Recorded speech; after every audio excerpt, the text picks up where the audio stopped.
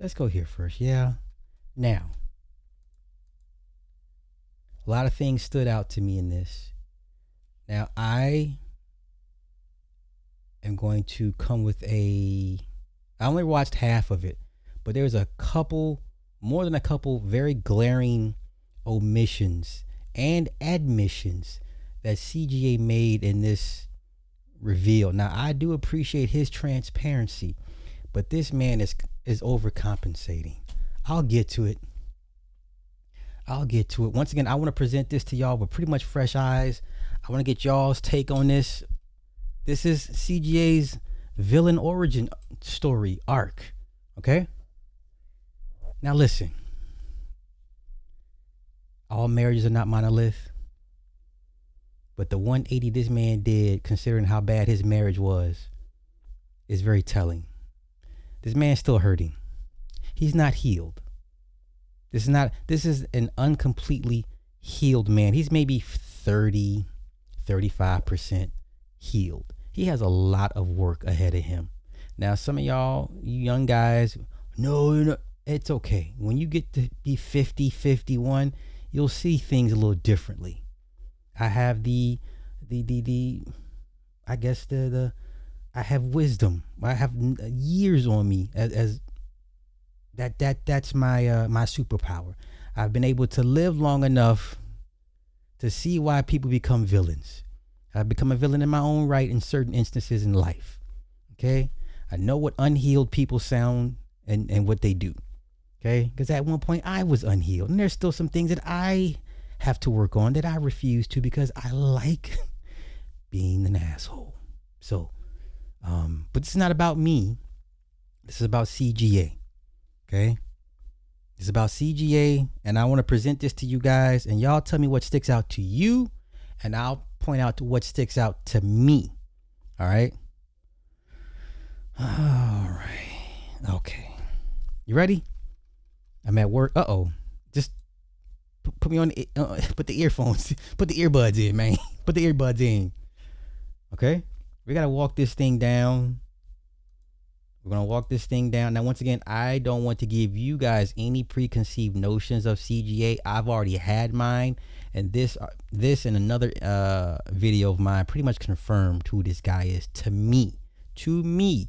If you see value in his madness and nonsense, then God bless you. This is not a healthy functioning man. Okay, let's go. You ready? Let's go. People ask me, Coach, well, why did you get divorced? And I used to tell people, dude, I couldn't name one big event. Now, there were little things speculating. No. All marriages that end, they end death by 1,000 cuts. It's rarely ever one huge event. It's a culmination of things, but most marriages die from a death by 1,000 cuts. Okay? But let's let him tell his story, and I hope y'all can pick up on the cues, because I surely did.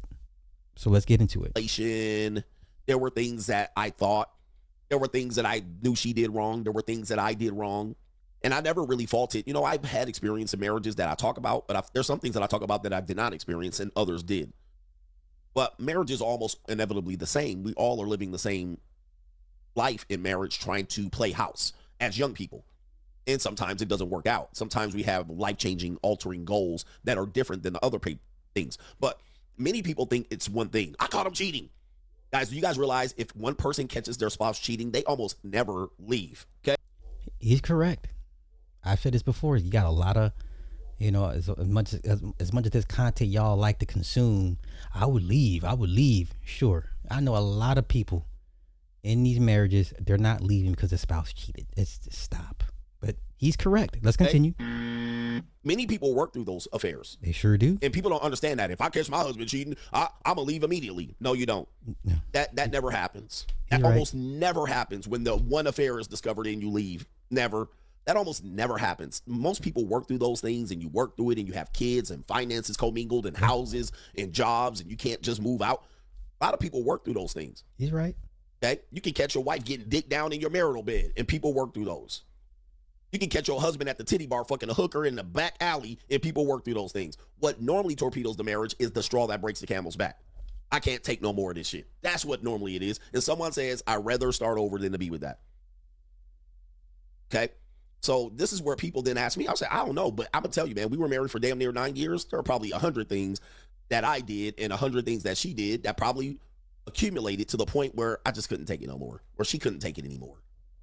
Okay, so by him being married for 9 years, he beat the national average of 8 years. So in my book, that's a win. You beat the national average. Now, does this make me a better spokesperson for marriage than him, because my marriage is still going? And not that it's going bad. I'm just saying, like, okay, obviously for whatever their reasons, they couldn't get it together, right? But let's continue. Okay. You just can't take it. You're like, this ain't worth it. There was a time where I thought that I was just gonna sleep on the couch for the next few years until my kids turn 18. I was willing to do it. I said, fuck it. Pay attention.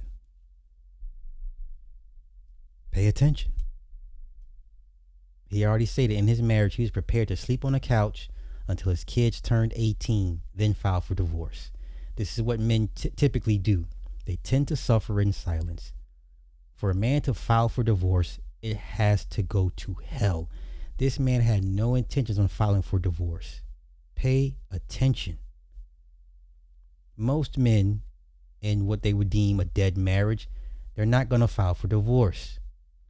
They're going to build the man cabin in the backyard. They're going to fix up the basement and set up the man cave, and more than likely spend the rest of their marriages in separate bedrooms. That's the reality. Okay? So he was already prepared for a sexless marriage. Same thing, you jump on T. Hassan, even though his wife is sick, so you gotta give him a pass for that. But nonetheless, this man was prepared to have a sexless marriage. Until his kids turned 18, so then he was going to file for divorce and then leave. Okay. Fascinating reveal of people. Let's go. This is going to be my life. And you talk about despair.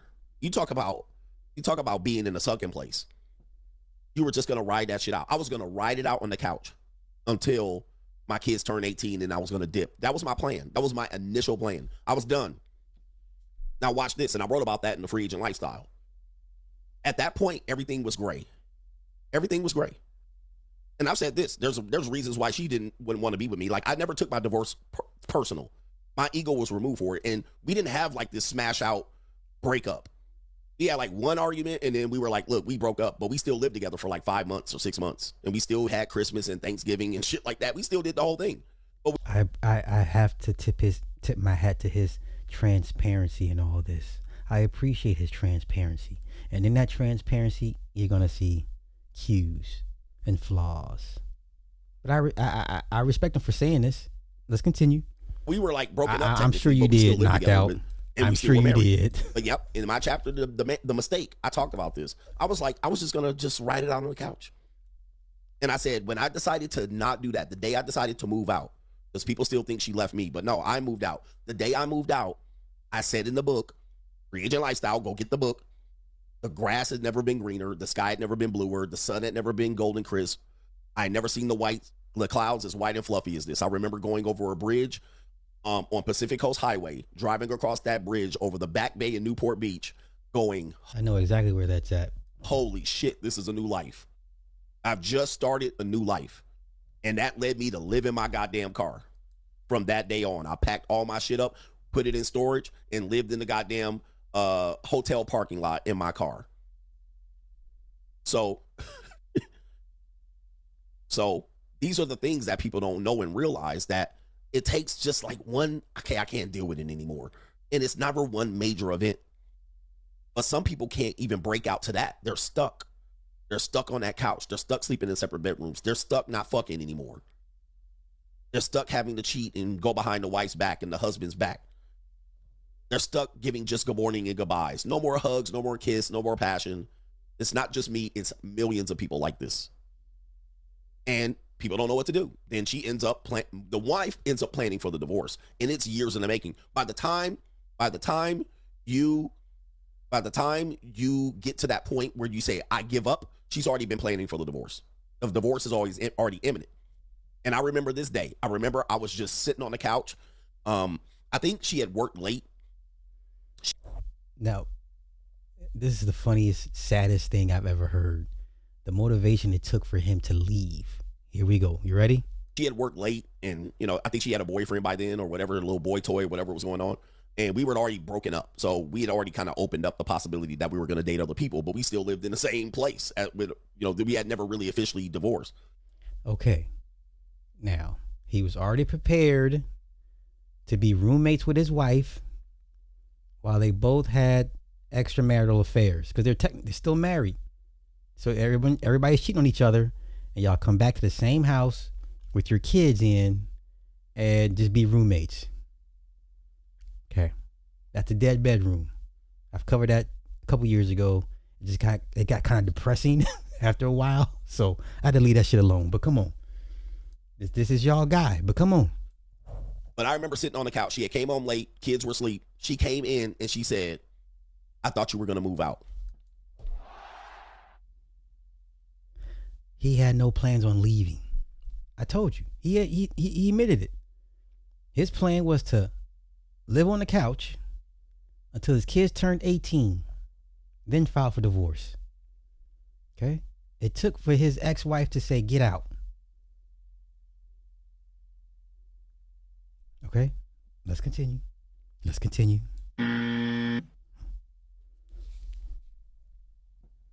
So I think it was around October where we finally said no more, but we still did Thanksgiving and Christmas and New Year.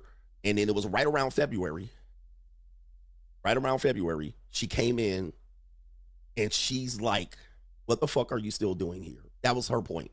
"I thought you were going to move out." And that snapped me out of it. Oh, it's over. It's over. So he thought he was going to be able to be roommates with his soon-to-be ex-wife. You thought you were going to be able to be fucking bitches, come back to the house, and we play roommates and raise these kids together in this house and fake this life. Ain't no woman putting up with that shit. Ain't no woman going to put up with that. You got to get out.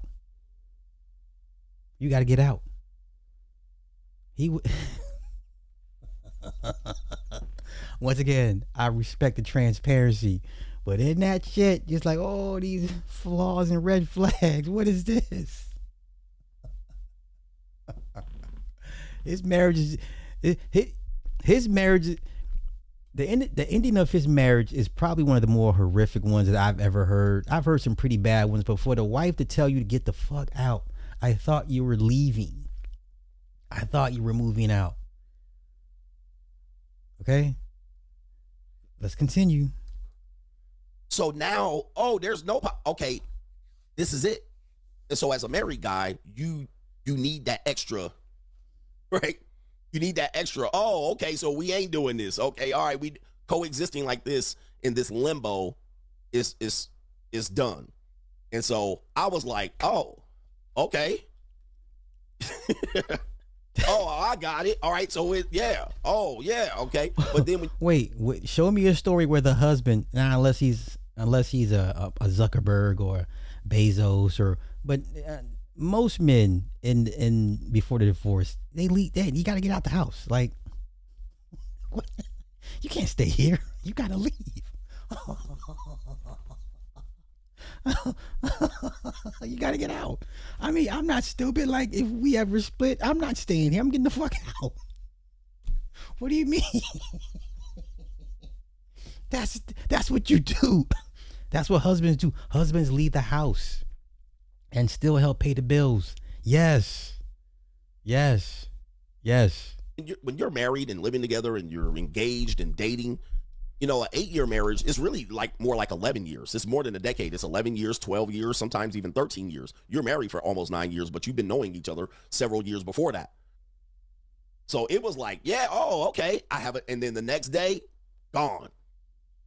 And then it was a new lease on life. It created CGA. But I was already CGA within the marriage. How were you CGA in this marriage? Sir, you were on the couch. Now here comes the double speak. Now here comes the mistruth. Now I was with this guy until he said, now all of a sudden you were, sir, you're no hints of CGA was born out of pain, hurt, near financial ruin. Sir, CGA was not born until basically you got divorced. You were like any other husband you would make fun of, cucking it out because your wife had her boyfriends, even though you had your girlfriends. But it matters more that your wife has the the boyfriend, that you would come back to the same house. Sir, no, you were not CGA during your marriage. Sir, you were a beta. You were a beta. You resigned yourself to the couch. I don't do couches. Me and her gonna be angry in the bed together. I don't do no guest rooms. I'm not doing no fucking couches. I'm not doing the floor. We just gonna be fussing and fighting and fucking in that same bedroom all in one night. Okay? Yeah. He didn't get this way until she said, wait, she had to hit him with the, uh-oh. Wait. Wait.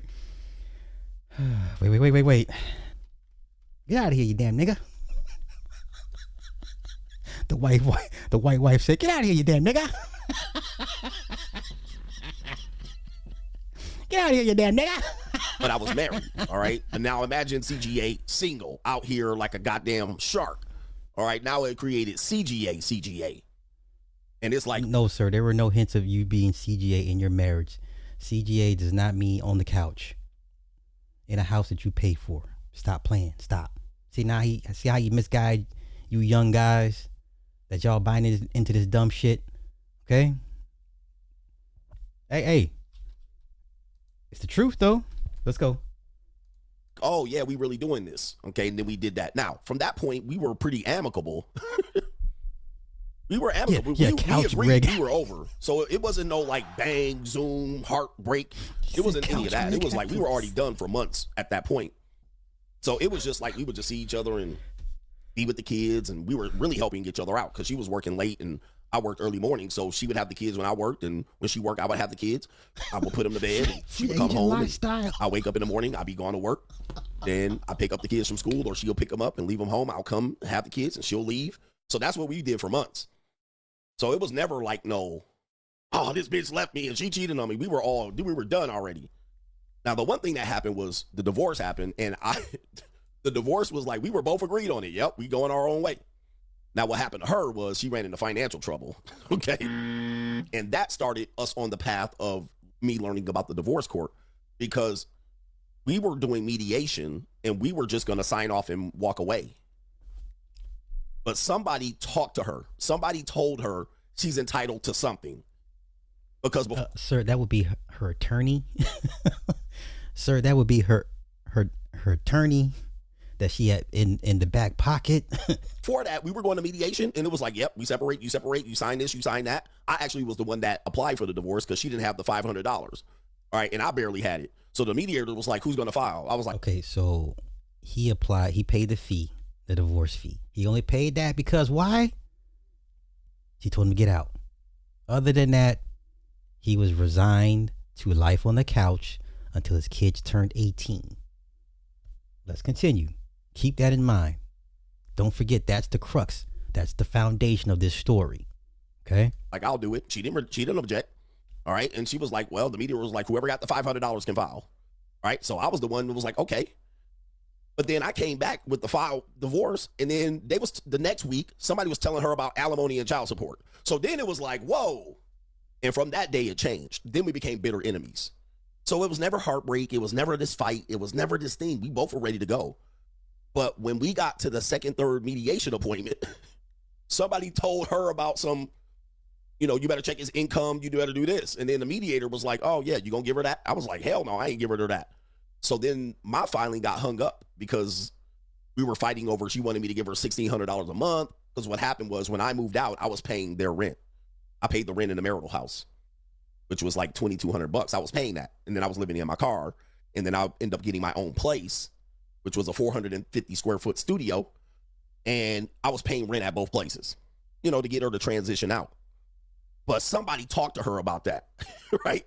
Somebody talked to her about something about that. They're like, if he's able to He pay thought it was for different. his studio apartment and he's able to pay for your full rent, he has money. So somewhere in the second or third mediation appointment, she switched. Taz, what up? What up, G?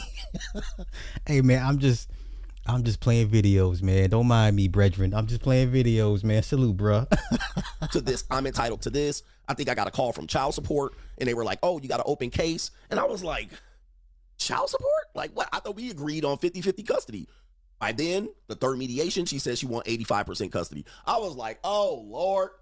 So then we became bitter enemies, and all the animosity came after the separation. Not during, there was no explosion. That's what these people are identifying. There was no major event that happened. There was no heartbreak and tears and crying and fighting and arguing. It was none of that. We both agreed to just walk. But then somebody got to her, which will happen in the divorce. Then what happened was I didn't even go ahead and file. I had it typed out. I thought we were just going to sign and walk away. But then they started talking about $1,600 a month and having me sign that I'm going to give this to her for the rest of her life. And I was like, nah. So she hired an attorney. And then Okay, that's not how alimony works out here in Cali. It's 5 years max, if I remember correctly. California alimony is, I believe it's 5 years max. California alimony.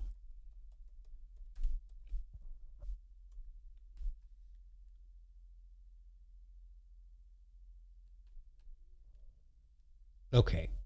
California, there's no strict dollar amount cap on alimony, but the state limits the amount to roughly 40% of the paying spouse's net income minus 50% of the receiving spouse's net income. The maximum duration is usually half the length of the marriage for marriages under 10 years. So he'd have been paying, like I said, 5 at the max. So whatever your length of marriage is, it would be cut in half. You married for 20, you had to pay her alimony for 10. And normally what she would do is wait to get remarried until the money is up. The time limit is up. Okay. Let's see. While marriages lasting 10 or plus years have no maximum limits. Okay. Courts typically limit alimony to half the length of the marriage. If you're married for 8, you pay or receive for 4. Marriages of 10 plus years, long duration. In these cases, there is no maximum duration or set end date. The court retains jurisdiction indefinitely. And support continues either until the spouse dies, the recipient remarries, or a judge officially modifies or terminates the order. So you have a lot of old women out here getting alimony checks and still having boyfriends, even fiancés, but will never get remarried because if they do that, the money stops. Nasty work. Nasty work. Okay, let's get back to this. It was World War III. Then it was World War III. All right. Then it was the stuff that I tell you about divorce and child support and stuff like that. So then it was World War III. Then it was on. Then she hired this bulldog attorney and he served me. I had a whole MILF at my house. Okay, now here's another flag. Let's see if y'all catch it. She was fine as fuck. I was folding her ass up. This process server came in, jumped out the bushes while I was opening the door for this MILF, jumped out the bushes. Here, you served. I was like, whoa. Then I opened it up. She asked for 85% custody, $16,000 a month in alimony, $800 in child support. I was like, nah. And I'm living in a 400 square foot studio apartment. I was like, nah, this ain't happening. This ain't happening, bro. I was like, this ain't going down. So that's where the animosity started. It didn't. Did y'all catch it? I don't want to cheat. Did y'all catch it? Pop quiz. Did you catch the flag? Anybody catch it? Yes, no? I'll just wait to see if y'all caught it. No one's answered it correctly just yet. Did y'all catch it? This is why I say this man is not completely healed all the way. I think he's going to confirm my theory. Okay? No. Not so no one got it. I'll give another minute or so. Nobody caught it. Nobody caught it. There you go. There you go. Okay. Good eye. Good list. Good ear. Okay? This tells me this man's not healed, but not for the reasons you're thinking. Okay? It was the MILF. Okay. Keep that, pin that. Let's get back to this. Keep that pinned. Okay? Let's keep it pinned. Started in a divorce, so which most people will find. Most people are just going to be like, we're tired of each other. We're tired of each other. Let's move on. And people want to go fuck other people and explore life and monkey branch. And, you know, they want to be single. This Asian woman right here, I want to go hoe. I want to go fuck other guys. I want to go get a sugar daddy. People just move on. Right? They just move on. But, you know, people then, it goes haywire on the divorce process. The divorce opens up wounds and makes people bitter and angry. And then you fight over the children. Then you fight on the children. And then it's just like, then the children become pawns. And then all of a sudden, one parent wants to be super mom and super dad, but they wanted to fuck and go out and party before that. And they wanted to go get a job and get a career. Now all of a sudden, you're sitting at an attorney's office and she wants all custody so she can be super mom and get alimony and child support. And you're like, what? That wasn't happening before. Now all of a sudden, she's a stay-at-home mom and raise the kids by herself. There's a certain psychosis here. I'm going to get to it. But let's let it play out and see how much more you guys pick up on it. But it definitely has a certain psychosis here. This is why I say this man is like maybe 35% healed. But come on. So these things happen so often in these divorce cases that it's not just isolated to me. A lot of guys go through this because when family and attorneys and other divorcees get a hold of your wife, then it becomes World War III when you put kids and alimony in the middle of it. Then you're like, whoa, what is going on? And these people cause more rifts between families than anything else. You know, if she was just smart, she would have just said, he's a hustler, he's ambitious. I'll make him support me for the rest of my life because I'll get behind him and he'll give me the money, which I was already doing, which saved me, by the way. Me paying the rent over at her house saved me. It saved me because what they were trying to say was I didn't give her any money. So they were going after retroactive child support. So it was a smart decision to pay that. Because if I didn't and I just walked out and didn't give her any money, they would have went back 18 months and said, you owe her money from that day. And then that would have owed her tens, maybe $20,000, $40,000. It would have been retroactive. So it was a smart move for me to give her the money and pay and all that. It was the smartest move I made. And then she tried to say, oh, I didn't give it to her because I paid the complex directly. It was the smartest move. So I always tell guys, man, pay her something when you leave. Do not give her nothing, because what will happen is by the time you get 24 months into the divorce, you'll get retroactive support 2 years back. And that's what gets your license suspended. That's what gets your work license suspended. That's what gets you a contempt of court. That's what throws you in jail. That's what throws you. Not necessarily. The contempt of court only really is enforced after everything's been settled and you have the payments set and you don't make payments to the court. That's when they could come back with you for the contempt of court. They're not going to hit you with a contempt of court when they go retro on you and say, okay, you owe 50 racks. Okay, they just filed the order, so you're not in contempt. They don't come back after you for contempt unless you're talking a couple years you haven't been paying. Then they have the option to drag you back into court for contempt. Okay, not for failure to pay, but because you failed to honor the court order. You're being punished for not adhering to the court order. Okay, that's how they get you. That's how it's deemed still legal. All right, let's continue. You in jail. So she tried to get extra and above that, where she tried to say, well, if he's giving me that freely, I want that. Yeah, you guys got to understand this, because you guys, then what'll happen is you'll go through this and then I won't tell you what I make, but because I went through this, guess what? It made me the king of kings. It made me rich. It made you watch me every day. Now, remember a few years ago when he turned off the monetization on his channels because the wife was on his neck. That's how down bad. That's how much she was on his neck.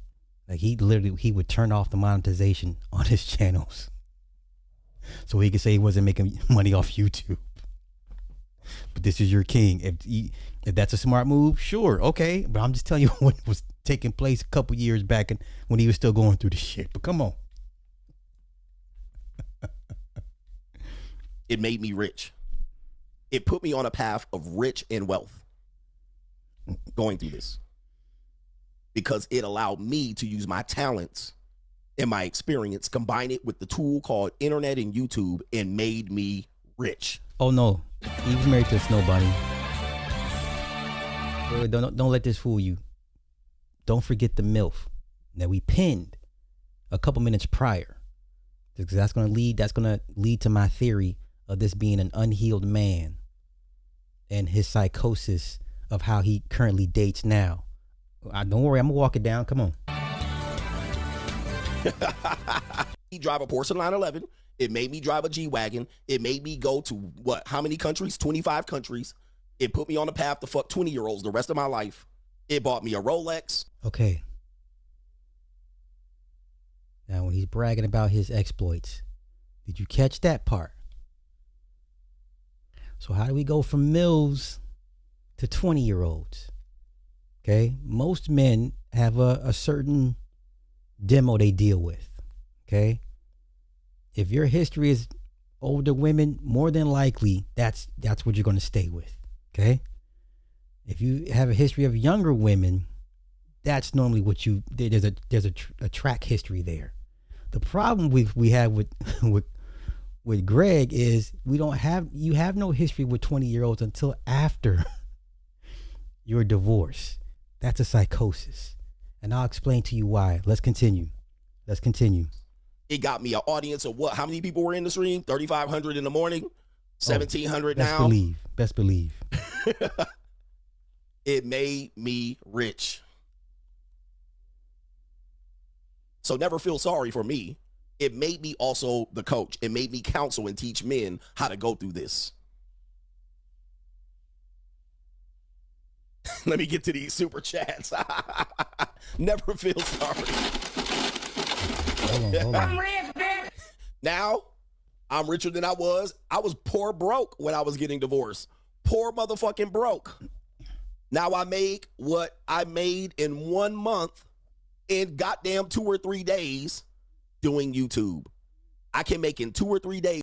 Yeah, he went from rags to riches, but guess what? He's an old trick. That's not something you should aspire to be.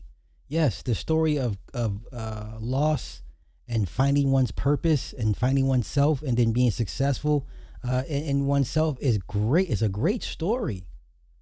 But at the end of the story, you turn into an old trick. That's not aspirational, sir. But let's continue. Once again, there's an unhealed psychosis in this man. Is what I was making per month when I was getting divorced.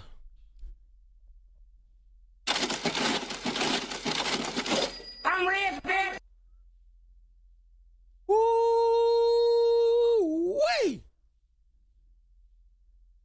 The best thing that happened to me. The best goddamn thing that happened to me, bruh. This was life-changing. The best day was when she came in and said, I thought you was going to move. Sir, that's not going to work. Don't do that. Don't do that. That's not going to work. No, sir. Nice try. That's an old trick these motherfuckers been saying for the last 15 years on YouTube to justify their position. Sir, don't do that. Let's not do that. Come on. That set me on a path for the next 15 years to be who I am today. Without her telling me that, I wouldn't be who you see sitting in front of you right now. Yes. Successful, yes. But look what you had to become. A caricature. Okay?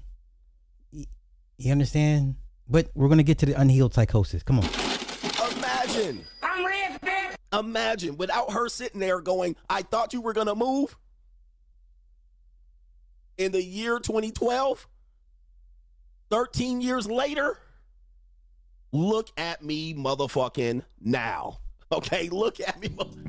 13 years later. It may for like the... Okay, we all remember what Get Money was really about, though. It was about a toxic relationship between a man and his woman. Get Money was a record about a toxic relationship, but the beat was hot nonetheless. But when you get older and you listen to those lyrics, you be like, well, damn, that was pretty bad. But let's continue. Wait, come on, bro. Hey, don't feel sorry for me, man. I'm loving it. It's the best thing that ever happened to me, brothers. The best goddamn thing that ever happened to me, man. The best thing that happened. She's not married. Nobody married her. Nobody gave her a better life. She's still staying in the same complex that we were married together. When we divorced, she still lives in that same community. Still there. She's not in the same apartment anymore, but she's still living in that same spot. Like, imagine, you look back 12 years later. She made no hate. She hasn't improved anything. Her life became tougher. Me, on the other hand, and our kids are going to be, one's 19, the other one's going to be 18 next month. So it's over. I'm over here, lived in so many different places, visited so many countries, got $100,000 vehicles. I get to entertain y'all. Got more money in my pocket. It's the best goddamn thing that ever happened to me, guys. Because I was going to be on that couch today. Think about this. Don't worry, I'm getting to my thesis in a minute. Let's continue. Today, I would still be on that couch because I said when both of my kids turn 18, I can file for the divorce. My son turns 18 in 1 month. I would have still been on that couch if she let me. If she didn't say, move out, or I thought you were going to move out, if she didn't ask me that, today in 2025, I would still be on that couch. Then you should cut her a check and say thank you for kicking me in my ass to be the man that I am now. I'm just saying. I'm just saying. Has she not done that? You know? But come on. Yeah. There you go. I'm so glad you said that. I'm so glad you said that. But we're going to get to my thesis in a minute.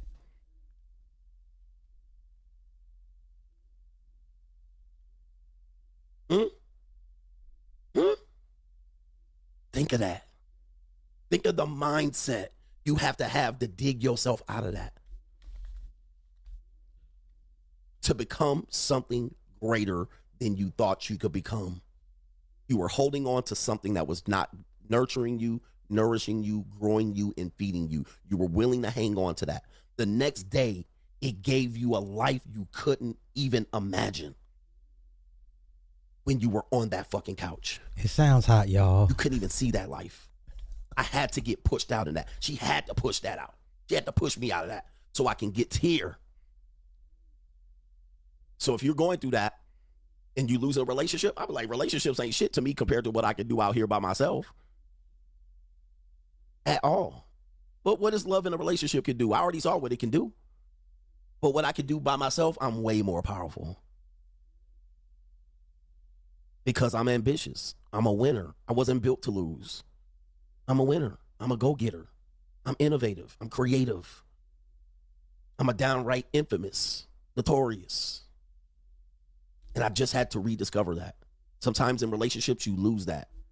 And you're trying to hang on to something. This is cringy, man. This is cringy. Bray J, thank you for the 5. CJ is the SBE version of Max City Limits. Tony Maceo, Big Mike in reference to the trick. Oh, no. I remember Tony Maceo. Whatever happened to him? Let's go. This is cringe. Okay, after this, I'm going to get into my little thesis. That is not going to grow. And you're trying to hang on it for moral reasons and religious reasons and for your kids and because you don't want to destroy something. But sometimes you got to destroy that thing to become who you need to become. Fuck the love. Fuck the morality. Fuck the family. Sometimes you got to say, fuck that shit. Sometimes you got to say, fuck that bitch. Yeah. Let me stop you. Let me see if I can find this other one. But Coach, you didn't have that energy when you were going through it. See, that's where I got to stop. We got the pump brakes here. Coach Greg, when he talks about the actual child support story. Hold up, we're gonna like I said, I'm gonna walk this thing down, man. We're gonna walk this thing down, man. Oh, where is it? He had the story of his child support. Okay? He told the story of his child support. Cool, you ain't got a child support story. I'm gonna find it, don't you worry. I'm gonna find it. I'm gonna find it.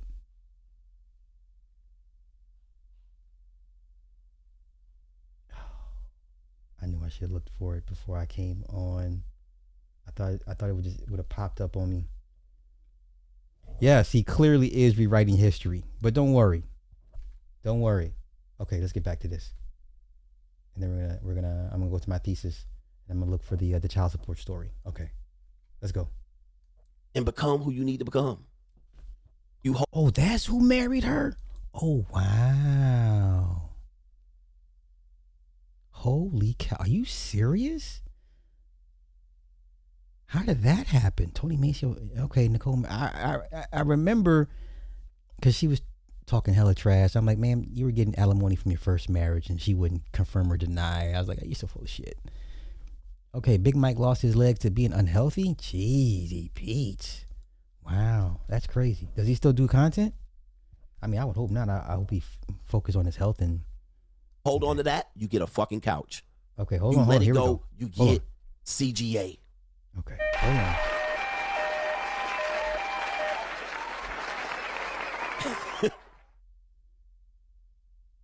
There was nothing left to gain in that relationship. No fault of mine, no fault of hers. There was nothing else to gain. There was nowhere else to grow. Sometimes human beings get to that situation. It's okay. It's okay. Doesn't mean you're a failure. But yeah, shout out to our brother here. Okay. Now my theory is this. Matter of fact, my theory is why he's so hyper fixated on JUCOs is because older women remind him of how powerless he was when he was with women his age. So now he hyper fixates on women that have no control, no leverage, no power over him. This is why he's so hell bent on JUCOs and 20-year-olds. He's unhealed from that. Now, how do we go from you was doing these fine mills and all this? You don't go just from mills to juke. That's just, either you've been dealing with one pretty much your whole history for the most part, right? To go from 40 plus year old women, 50 plus year old women to 20-year-olds, that's a pretty big leap. It's not random. It's a control issue for him. I surmise it's a control issue. He can't control women his age because when she told him to get out, she had power. She had leverage. It's just that simple. And he's never recovered from that. He's never recovered from that. Okay? Just a theory. But the way he talks about JUCOs so much, it's like you're not healed. You're not healed. They have nothing to offer you but besides sex. That's it. That's it. That's it. These women don't offer you anything intellectual, financially, politically. They have nothing to offer you. Only thing you get from them, you drain, you waste their, I don't say waste their time, but you get access to their youth and their womb. Now you trying to make some kids. So with these young women, no, then you're just using them for sex. So it's about sex for you. You want to control sexual narratives. It's just that simple. He wishes to control sexual narratives because in his marriage, his wife controlled the sexual narratives. Okay? Most husbands would not agree to open marriages while coming back to the house that they're raising their kids in, knowing she just came in from the house and got bang bust. Same shit that y'all crack on Lucario for. CGA was doing the same thing. Cucking it out. How come y'all don't call CGA a former cuck? I know because you're personally invested in him. I know your hero. I get it. But your man was living the cuck lifestyle. He was cucking it out.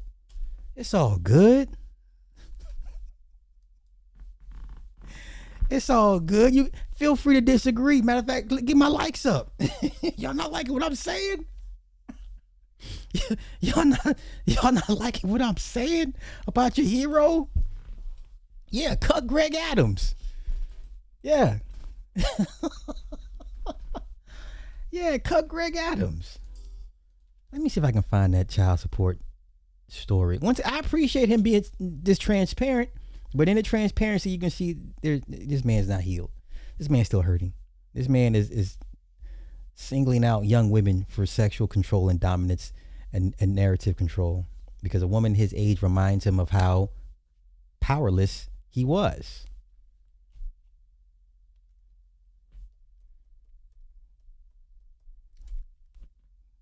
You Ay. Ay. Ay. Okay. Hey, man. It's okay to disagree with me, man. It is okay to disagree with me. Here we go. Here we go. I found it. I found it. I found it. I found it. I found it. Let's continue. Let's continue. Ex-wife was on his neck about that money. Let's go. Everybody, it's the notorious one, CGA, back in here with a most wanted video. This video I've been teasing for about several months, almost a year, and I finally can bring you the information that I've been talking about for a long time now. If you're new to me, do me a favor, hit the like about the subject matter, because millions and millions of Americans are going through this issue with the family court, divorce, and marriage, and child custody. Now, if you want to hear more about this topic related to other people, follow my other channels, the Coach Greg Adams channel, the Free Agent Lifestyle channel. I cover these topics with a variety of people, from celebrities to normal, average, everyday people, and all of that. And so you can learn about maybe something going on in your case. Now, if you're considering having a family, please understand my situation does not. Okay. Wait. How are they similar? How is a 45, 50-year-old woman similar to a 20-year-old woman? They're in what way, sir? No, I'm saying he's a cuck. The behavior he displayed during his marriage is cuck behavior. The same lifestyle y'all give Lucario hell for. Still to this day, he was doing the same thing. They both had open marriage. The marriages open both ways. They would come back home, fake like a family, raise the kids. So are you going to stay in a marriage when knowing your wife has a guy friend and y'all both come back to the house and act like shit's cool? No, the fuck you're not. But a lot of you guys are going through it and dealing with that shit, so probably, yeah, you would. Let's continue. Not mean that you're going to go through this exact same situation, right? Divorces are all different. All marriages are different. All divorces are different. So I'm not going to tell you that you're going to go through this. My situation is pretty extreme, all right? But it has taught me a lot. I got a PhD or an honorary JD going through this. I've probably been to more court hearings than actual attorneys, because typically attorneys try to settle cases. In my case, it was high conflict, so there was no settling, all right? I did have what I call a baby mama terrorist who did not want to settle, would just try to drag me into misery to avoid me having contact with my kids. So now that we got that started, do me a favor, join the Money Mindset, patreon.com/Coach Greg Adams. Come on, just get to it. Come on. And redirecting your.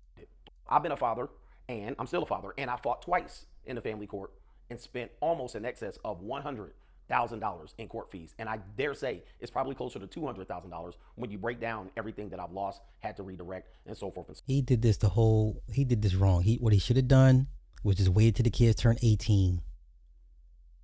When he tells you all this shit he went through, this big ass circle jerk, it was not worth it to fight. Your kids are going to be grown soon enough. What you fighting for? But just hear me out. I haven't watched it in a very long time, but let's continue. Let's go ahead and break down the mistakes he made during this child support custody hearing. So on. Okay. But a lot of people will say men need to fight for their kids. Now, here's where the problem is. Because men have to fight for their kids, that's a reason why men shouldn't have to fight for their kids. Okay. Normally, what a baby mama terrorist means is that you're going to have to jump through all these hoops and hurdles and all these landmines and distractions and flares. Okay, we're not talking about a baby mama terrorist, sir. We're talking about your ex-wife. Don't do that. I know you hate her guts. I know she put you through the ringer. Stop using these stupid urban Negro terms. It was hot for like 2 seconds. What's his name? Mr. Palmer? Is he still around? Had y'all calling women BMTs. It was hot for like 2 seconds. Now you sound like an idiot. What's a baby mama terrorist? You sound crazy. But come on. In order for you to see your kid. But in our country, we don't have mandatory DNA testing. We also don't have 50-50 right down the middle in terms of custody, although we're hearing a lot of need for equity and 50-50 in relationships. When it comes down to custody, there's no 50-50. Now, states are starting to get a little more lenient to start off at 50-50 and then try to see if there's any forms of abuse, neglect, or any of those things that... I hear you, but guess what's going to happen? You're going to meet that one that's going to change your whole way of thinking.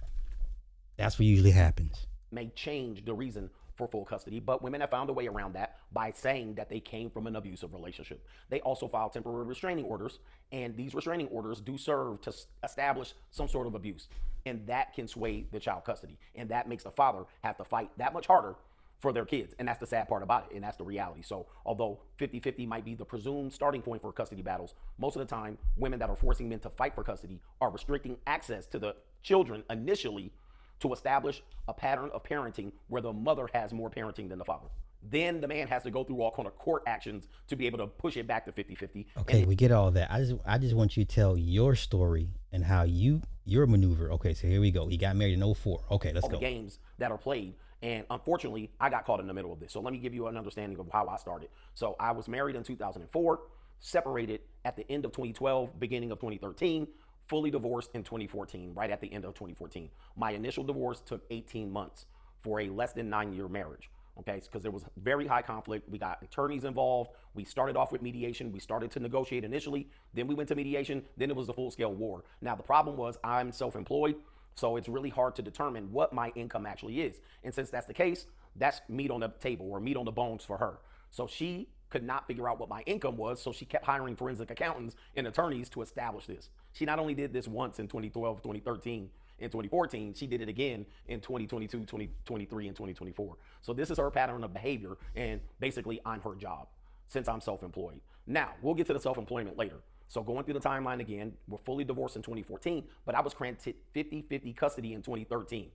Now that threw their game off because they wanted 85% custody. That's what she asked for in the initial divorce, 85%, 15% to me, which was 1 day a week, middle of the week for dinner, then every other weekend. That was it. I fought it, and it cost me probably $50,000, okay, just to fight that. Plus lost wages, stress, the distraction of fighting, and then all of the things that the kids have to consume because every time there was a school event, she was acting a monkey, all right? She was showing her whole ass, all right? She was trying to get everybody else involved in the matter. Now, hear me out. I would think going through this with a white woman would scar you to the point that you wouldn't deal with white women ever again. Is that fair for me to say? Right? Y'all, some of y'all go through some things with a certain race of people, class of people, and you're like, never again. Right? If a young girl burned you, you'll never deal with another young girl ever again. If an Indian did something to you, you'll never deal with an Indian ever again. I would think, because this white woman, his white ex-wife put him through so much hell, I would think, you know what? Maybe you want to try something else. But no, now he's become hyper fixated on young white women. That's dangerous for reasons you already know. Black men, you already know why that's dangerous. They keep consistently dealing with young white women. You understand where I'm going with this? But come on. See, here you go. Ma'am.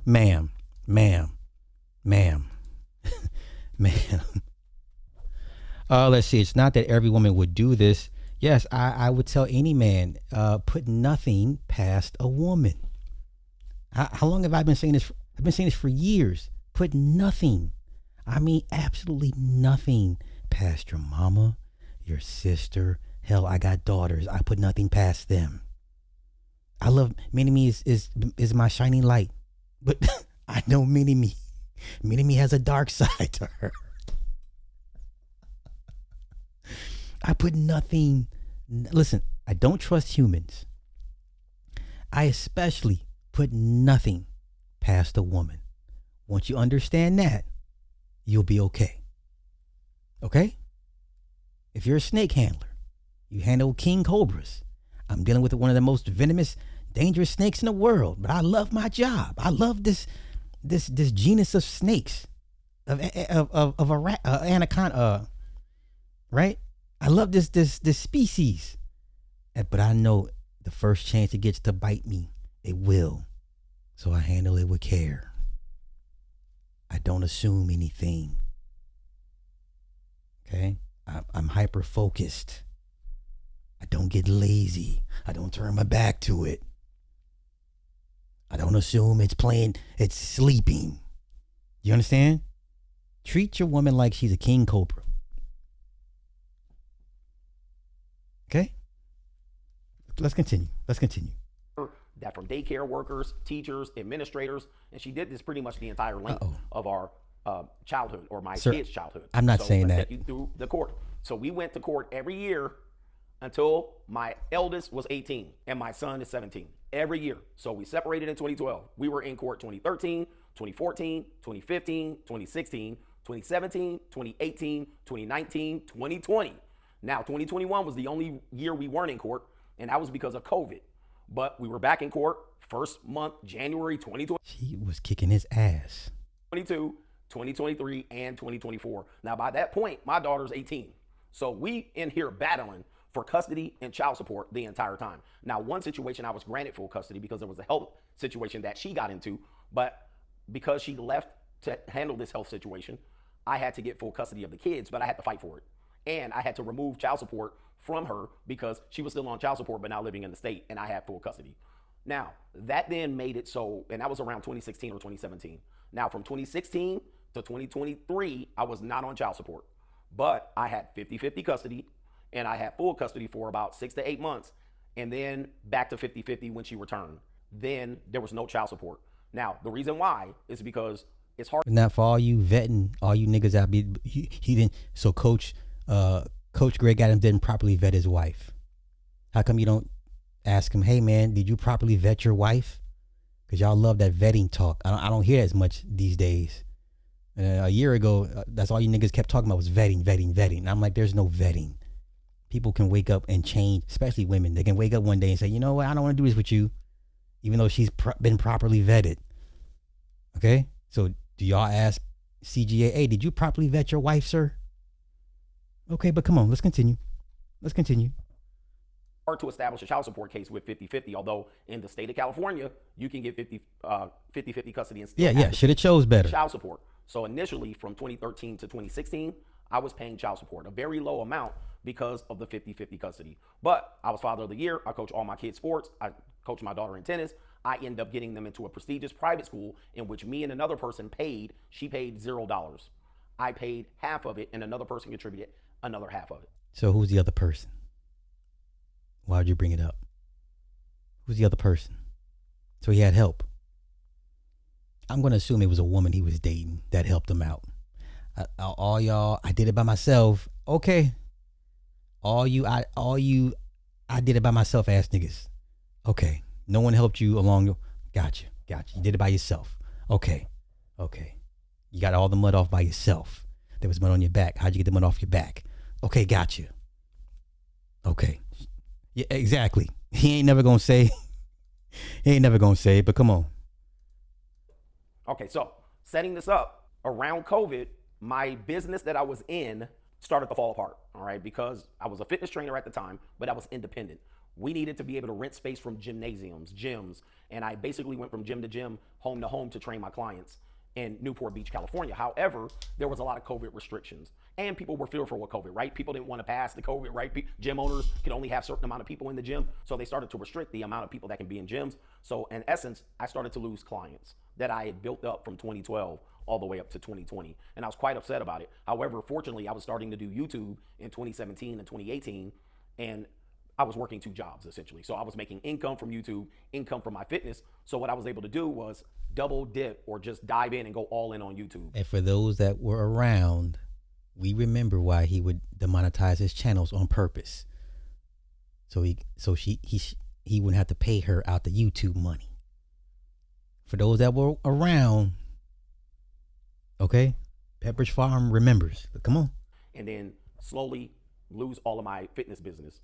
That then gave me an opportunity to work from home and take care of my kids who at this point were teenagers going to high school. So they went COVID middle school. By the time they're into 2021, 2022, they're in high school. Now, from there, I wanted to relocate to Nevada. Now, the reason for the relocation was I was working from home, California, high tax rate. I was starting to make a good income, and also the cost of living in California was exceptional. But by this time, my daughter's 16, my son is 15. There was a little bit of parental alienation going on there. So my daughter decided she wanted to move with her mother. Now, that is a longer story, but since I'm not going to talk about my daughter personally, she's an adult now, I'm not going to talk about our relationship on the internet. All right. So I'm not going to. Okay, so she don't fuck with you for whatever reason. She took mom's side. Listen, that's what happens during these divorces. Kids pick and choose sides. So the daughter don't fuck with you, or didn't, whatever at the time, and whatever the case may be. Now, this was, how old is this? This is a year ago. So maybe the relationship is better now that she's a little older and she's away from the influence of the mother. But at this time, the daughter didn't mess with him. But I'm sure the son fucks with him. You know what I'm saying? Okay, come on, let's continue. Bring that part in. But our relationship was good. It started to sour over 6 months. You got to remember, at this time, my income did start to go up. I started to live a certain lifestyle. I started to travel, and I started to have season tickets to sports events. And also, I started to be seen in a certain car. All right. And you was stunting and flossing, and she's like, "Oh, that's what we doing. I need my cut." I'm not saying she was right or wrong to do it, but this need to want to peacock everything that you do, I get it. Milestones that you want to share with people, I get all that. But you're going through this type of mess right now, you can't afford to peacock. Keep that shit to yourself until everything, the dust settles. Then you can go ahead and stone these motherfuckers like that. But that's kind of his fault. He's a peacocker. He can't help himself, y'all. Remember, he had resigned himself to the couch. Let's continue. A Porsche. I believe this started the parental alienation. My daughter also got a dog for Christmas at my house. And that vlog is available on this channel. So when she was in high school, she got a dog. She had always wanted a dog for Christmas. I got it for her, but it was only for my house. It couldn't go back and forth between co-parents. I believe at this time there was a significant amount of parental alienation, and I was able to prove this, but I'm not going to go too deep into that. So she wanted to move with her mother. It was a high conflict situation. I didn't press. I said, go ahead, but I started to think about moving to Vegas. My son said, hey, whenever you move to Vegas, I want to come with you. Now, in order to make this happen, you have to agree. Both parents have to agree, or you have to go through the courts, because the states own the kids. So your state owns your kid, especially in a divorce. They belong to the state. The kid belongs to the state. So we tried to negotiate a move for my son and myself. You got to get permission, if you will, from the court. You got to notify them. Now, we tried to negotiate, and I gave her a 3-month warning. Unfortunately, she started to play games. So she was waiting for the move to occur. She knew the move was going to come up. She delayed the negotiation in the meeting. Okay, I hear what you're saying, Dusty, but he was married to this woman for 9 years. Who would know what she's capable of doing better than him? So you mean to tell me he didn't see the side of his wife ever? He didn't think she would go this low and just be this mean and nasty with it? Like, sir, how do you not know the level of depths that your wife would go through to hurt you or to stifle you? Put nothing past a woman. Let's continue. Mediator, and then I made the move. Now, once I made the move, she went right to court to establish full custody, like the next day. Soon as I moved to Las Vegas, she goes to court for no visitation, no custody, after 3 months of trying to negotiate. And what she wanted me to do was sign the kids up to school, because I was a parent that on record at the kid's school. Since I was paying the full tuition, or I was paying the majority of the tuition, she was paying none at this private school, I was a parent on record. So she could not withdraw, or she could not sign the kids up. It was on my plate. But she said, sign the kids up for school. And I said, well, listen, my son wants to move with me. I'll sign up the daughter.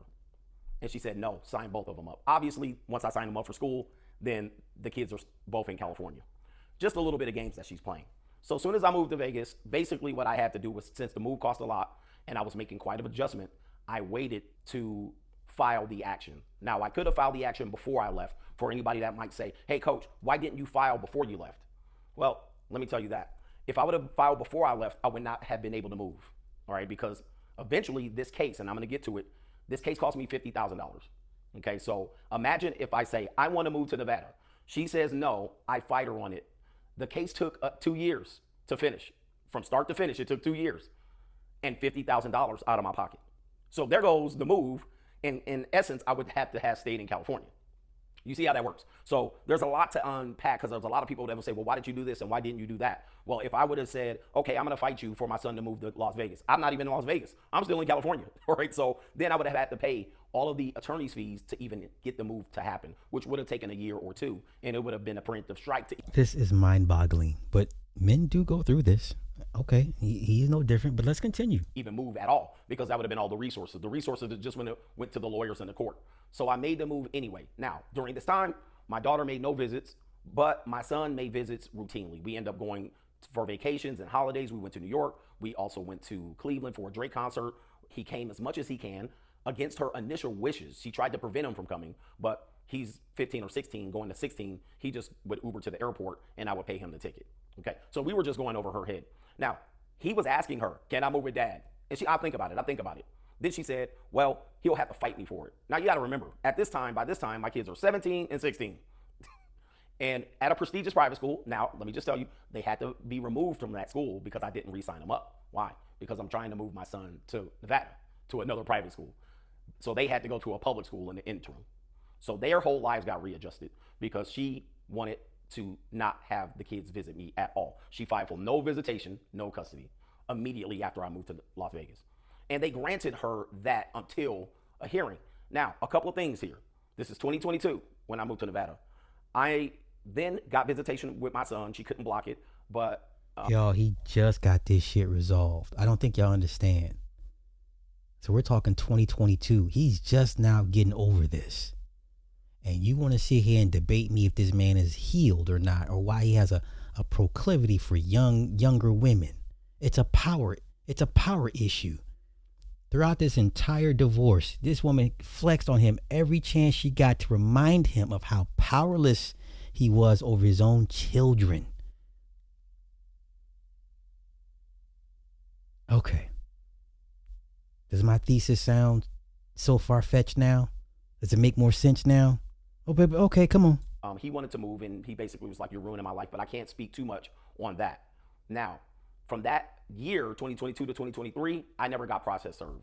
So they couldn't move forward with the case. The reason why I couldn't move forward, or they couldn't move forward with the case, is because they could not locate me. Now, that was their problem. It wasn't my problem. They couldn't find my address, but my son didn't know the address.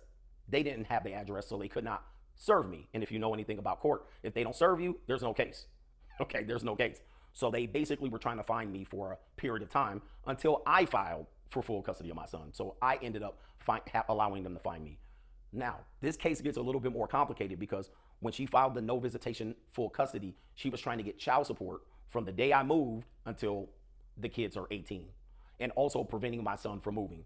So remember, I didn't pay child support from 2016 to 2022. That's because I had 50-50 custody. She sees my income go up in lifestyle. She then alienates me from my kid and then tries to alienate me from my son as well. Files no visitation, no custody on the day after the move, and then tries to process serve me, which they could not. By the time I filed for my son to move, which was, I guess it would have been a year and a half later. So he went through his sophomore and junior year in high school. I finally filed. Once I filed, then that initiated me having an attorney, her having an attorney. Now, we had also a child support case attached to it. So once I filed, child support then said, oh, that's where he is. Then they found me. Then they said, you have arrears from as far as they could go back. Now, they initially wanted to go back to... Sir, you're just looking for an excuse to tap out. Then tap out. I'm not understanding. All this doom and gloom that you put into yourself, you're going to attract that shit. You can't control what people do. You just hope that you treat people well and they reciprocate. But you want the doom and gloom. Just so you can say, I told you they would do it. Like, bro, you need to change your disposition because this ain't it, man. This ain't it. Black in 7726, Coach Bitter Brad worshiping black culture reject.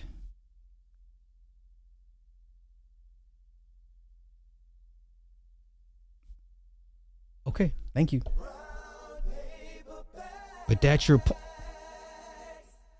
You know what? I'm gonna drop the link for you in a minute. I got you, because I got to hear this crazy ass idea that you think old women and young women are the same, when they're clearly not. But okay. 2022, but they can only go back to 2023 because that's when they found me. So very complicated thing here. Now, she's trying to get child support on what she presumes is a very high 5-figure a month income. And she throws a number out there of what she assumes that I make. But again, I'm self-employed.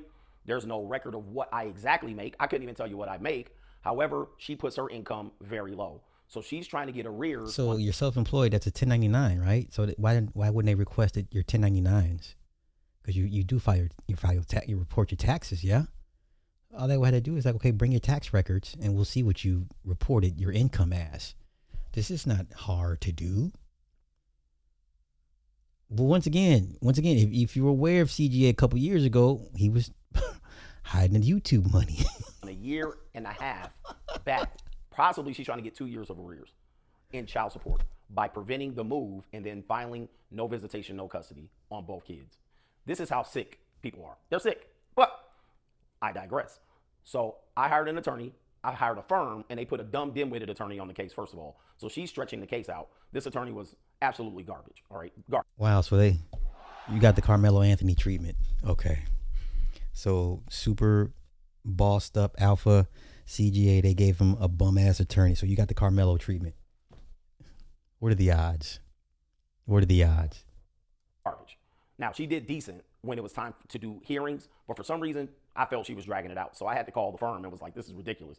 Because every time we would go to court, there was a continuation. Now, that wasn't her fault. There were 3 continuations in my case with the custody hearing, but every time the custody hearing had a continuation, the child support hearing would progress. So they would get progressing worse and worse and worse. So then they hired not a forensic accountant. They end up doing a demand for production, which is basically me producing all my receipts, my credit card statements, my tax returns, all bank accounts, all investment accounts, all crypto accounts and everything. So they did 2 to 3 demand for productions in which every time my custody hearing keeps getting continued.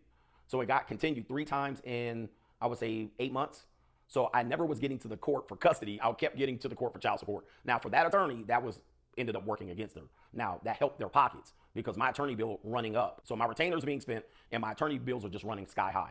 At the end of my case, I ended up paying $25,000 to $30,000 in attorney's fees for a 16, now 17-year-old son to live with me. Why?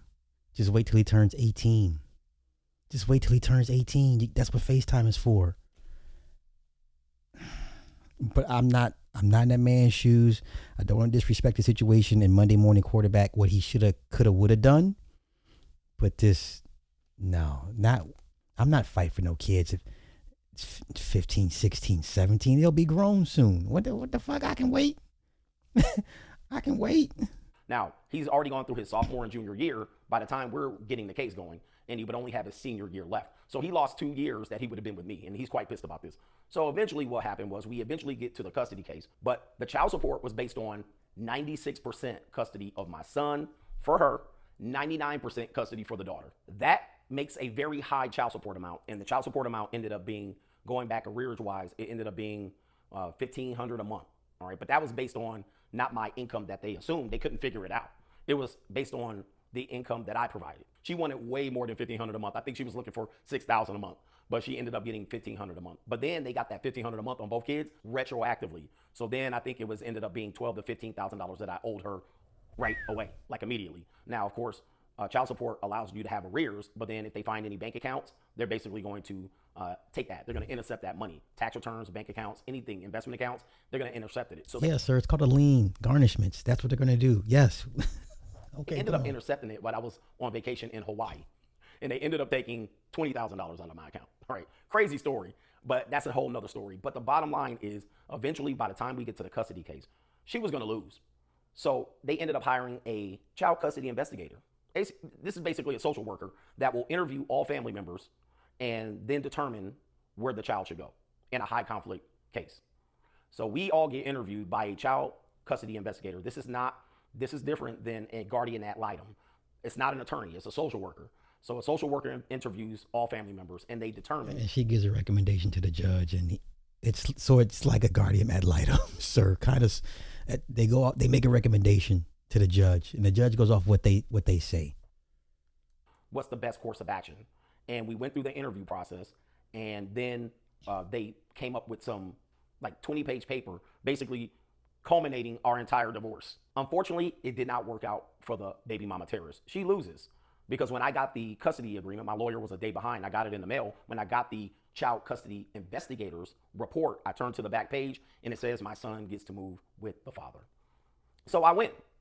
But also I lose $50,000.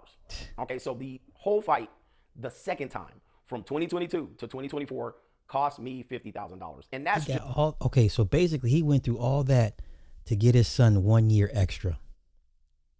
So instead of waiting until he turned 18, you spent all that money and time to only get him 1 year extra early. Now some will say, well, Sly, to him is worth it. Okay, but let's continue. just $50,000 in child support that she was able to get. Also, $25,000 to the attorney.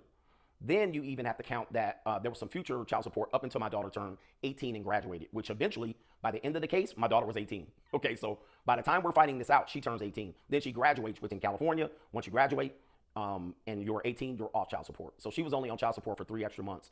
My son then comes off of child support as well because I'm the primary father. You see, this is what it is fighting for your kids. This is what it looks like. This might be an extreme case, but now you would think him going through all that, he would be, white women would be like sunlight to him. He's a vampire. The sunlight, and you get the smoking and skin peeling. You would think him going through all this with a white woman, he would be like, I'm good. No, thank you. I'm good. No. Now you want the younger version of said woman you dealt with. Okay, hey, man. I know people that have had extremer cases. And I also know men that know their case is going to look like this, so they don't fight at all. So when people say fight for your kids, this is what I'm talking about. Why should a father have to fight for their kids? Why do they have to go through this? Well, that's because the family court is tailor-made for these solutions, these type of fights. They're made for this. They extend them out. They get the attorneys to get paid on both sides. Everybody wins. The court clerk wins, the judge wins, the process server wins, the attorney wins, and guess who loses? One parent and the kids. Okay? The other parent might say you won. Now, I'll never say I won custody because really somebody lost. And now you have another parent that's going to carry on this type of BS into the kid's adult life, which that's what we have now. Now, this affected my daughter's high school graduation because this conflict had just been resolved the same week my daughter was graduating from high school. All right, so there was a lot of conflict there. Also, it will continue on to college because now who's going to pay for college? That was money that I was saving for my kids to go to college. You'll find a way. You're going to pay for her college. Just cut the bullshit. Stop. You're a dad. That's what you're going to do. So we can stop all that melodramatic stuff right there. College. Child support ends up intercepting it. My baby mama Tara says there's money there. I want it. See, baby mama, sir, that's your ex-wife. Come on. Okay. And I have full custody. In order to do that, she has to restrict access to the kids for me. Now, last point, somebody might say, you could just take the kids. Well, if I would have just taken my son with me, I would have had the ATF, the DEA, the CIA, the FBI, Amber Alert, everybody else, because she knows who I am and I am an internet personality. That would have been a disaster. I would have been on the news. And I would have risked going to jail because those kids belong to the state. Although we are the parentage, we're the parents, the state has that kid. So I can't legally take a kid from one state to the other. Now you can if you know she's not going to fight. Unfortunately, I knew she was going to fight. So there's no point in taking a kid like that because she was immediately going to go to the authorities and it would have been arrest time for me because she certainly would have escalated it like that and then went for embarrassment because I already know how she is. I mean, just look at what we ended up with. Now on her side, she loses, she's disgruntled, and now she, feels like that, she lost her kids. And unfortunately for women, they think they own the kids. They don't. They don't own the kids, but they think they own the kids. And so they do these to the father and then make you fight. And then you spend all your resources. So again, my case is extreme, but believe it or not, most cases would be extreme because most fathers don't fight because they know that this is what's going to happen. Now, most people don't have $50,000 and $20,000 to give her in child support on a BS child support case. It was a BS case because had it been 50-50 or had my daughter move with her and my son move with me, there wouldn't have been no child support. I got a migraine listening to all my daughter this. would have aged out and that would have been a wrap. Okay. Now, I would have paid her to stop messing with my kids more than she actually got in child support. But that's another story. But that's what happens when you act a monkey. You would have got way more from me with a little bit of honey instead of vinegar. And that's why you have to fight. So anyway, that is my story. Now, this is why he is the way he is. This man is unhealed. Literally, this case is 3 years old. Just barely resolved. You understand? So it's crazy because Let me see. This was a year ago.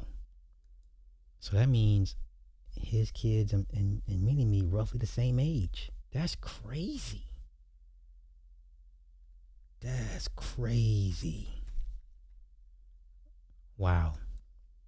But yeah, that's my thesis on why he's so hell bent on young women. It's a control power issue that he has, and older women remind him of the time he had no power, no leverage.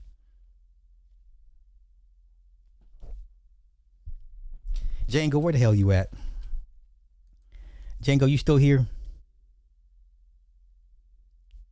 Is Django still here? Okay. That was the CGA portion of the show.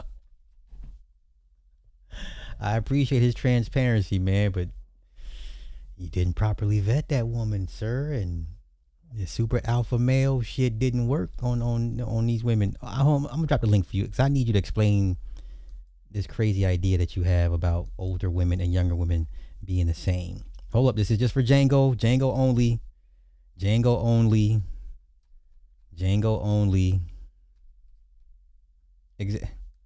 Nah, that's too much. Like, right? Don't even. They only want to talk politics when it means, if it means black women losing their jobs. That's all they care about. The only time they're conservatives or MAGA is are they gonna hurt black women? Does this hurt black women? That's it. That's all. That's all. This man said older women and young women are the same, sir. Okay. We got to hear this. I got to hear this.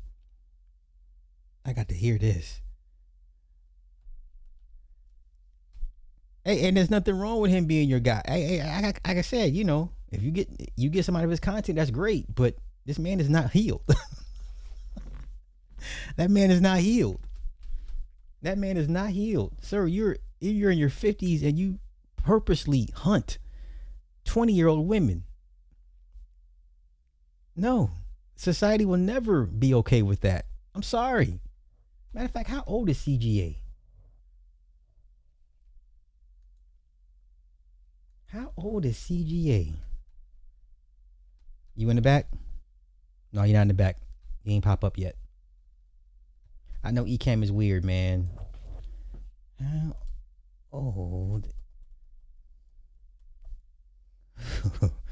Greg Adams from YouTube.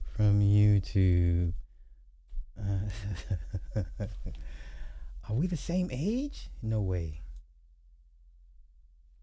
Yeah, it says we're the same age. Podcast host. We're the same age. What?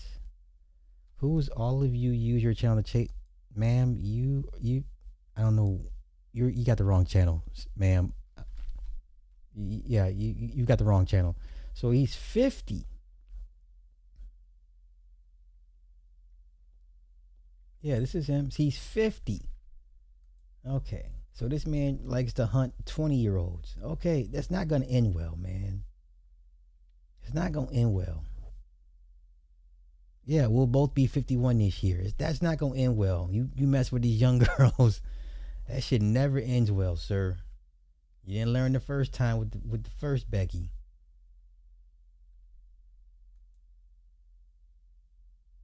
Okay, so let's go here. He's 49 here. 49 here.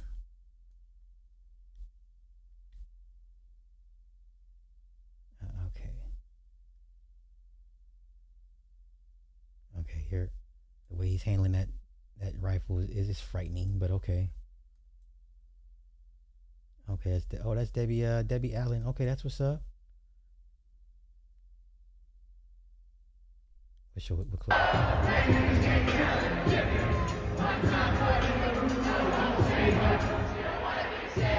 Sorry, you're at a Drake concert. Interesting. Okay, you're at a Drake concert. Aloha out here, man. All right, I made it.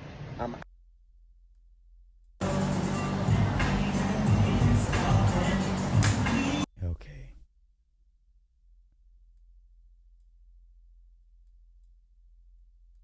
helicopter ride. Okay, that's cool. That's cool. But once again, if young women is your proclivity, that's not gonna end well, man. I'm sorry. That shit not gonna end well, man. That shit not gonna end well for you. One of the things that they'll Let me say. see. It says it's ringing. I don't see anything, bruh. I don't see anything, bruh. It's ringing. I'll tell you what. How about you just call in? Let's do it that way. Just call me. Hold up. Yeah, let's do it that way, man. Cause Ecamm it'd be funny style sometimes. So let me do this. Let me just have you call in. Y'all are exposed to women that believe these illusions. Ma'am, listen, I'm trying to be respectful. I don't know who you got the wrong channel. Okay? Now, nobody touch her. Nobody, I'll deal with her. Ma'am, you got the wrong channel. Okay? Trust and believe. Hold on, let me drop the number for you. What number is this? Is this text now? Okay.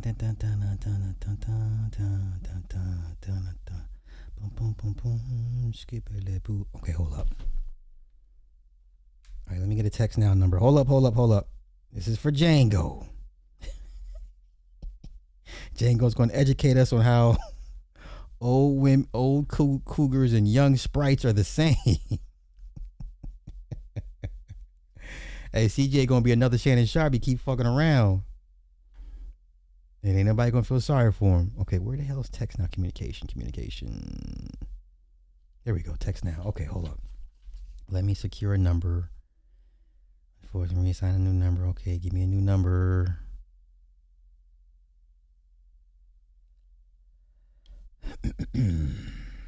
Yes, give me a number.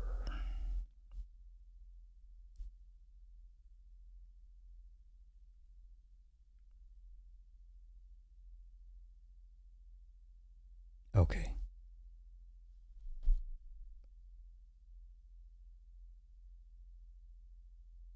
So what number? So what do I got? What do I got? All right. Here, wait. Let me turn on my Bluetooth. Hold up, y'all. Hold up. That's wireless Bluetooth, dude.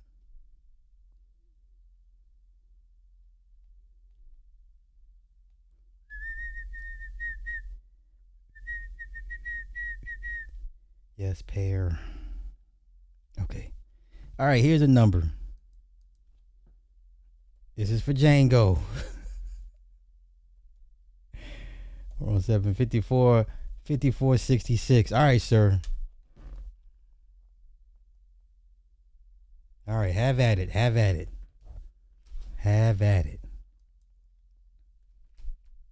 Let's see what happened here. In our society is that man is going through a That midlife was quick crisis. as hell. He wasn't wasting no time. What's happening? Hey, you hear me? Yes, sir. All right. So I wasn't trying to say they're the same, but I'm saying that in this context, the similarity, I mean, first of all, age is not like the distinguishing factor in this particular context that he's talking about. I agree with you. He probably does sound like somebody who is scarred. I wouldn't say he's like scarred from an older woman in the age of like older women in general. I think he's scarred from his experience with the American court system. And I'm saying that in terms of younger versus older, I don't think that it matters how they that age will be the distinguishing factor on how they'll react if you go through like a bad divorce. I mean, if you sign marriage papers or a birth certificate, you give leverage to whoever that person is.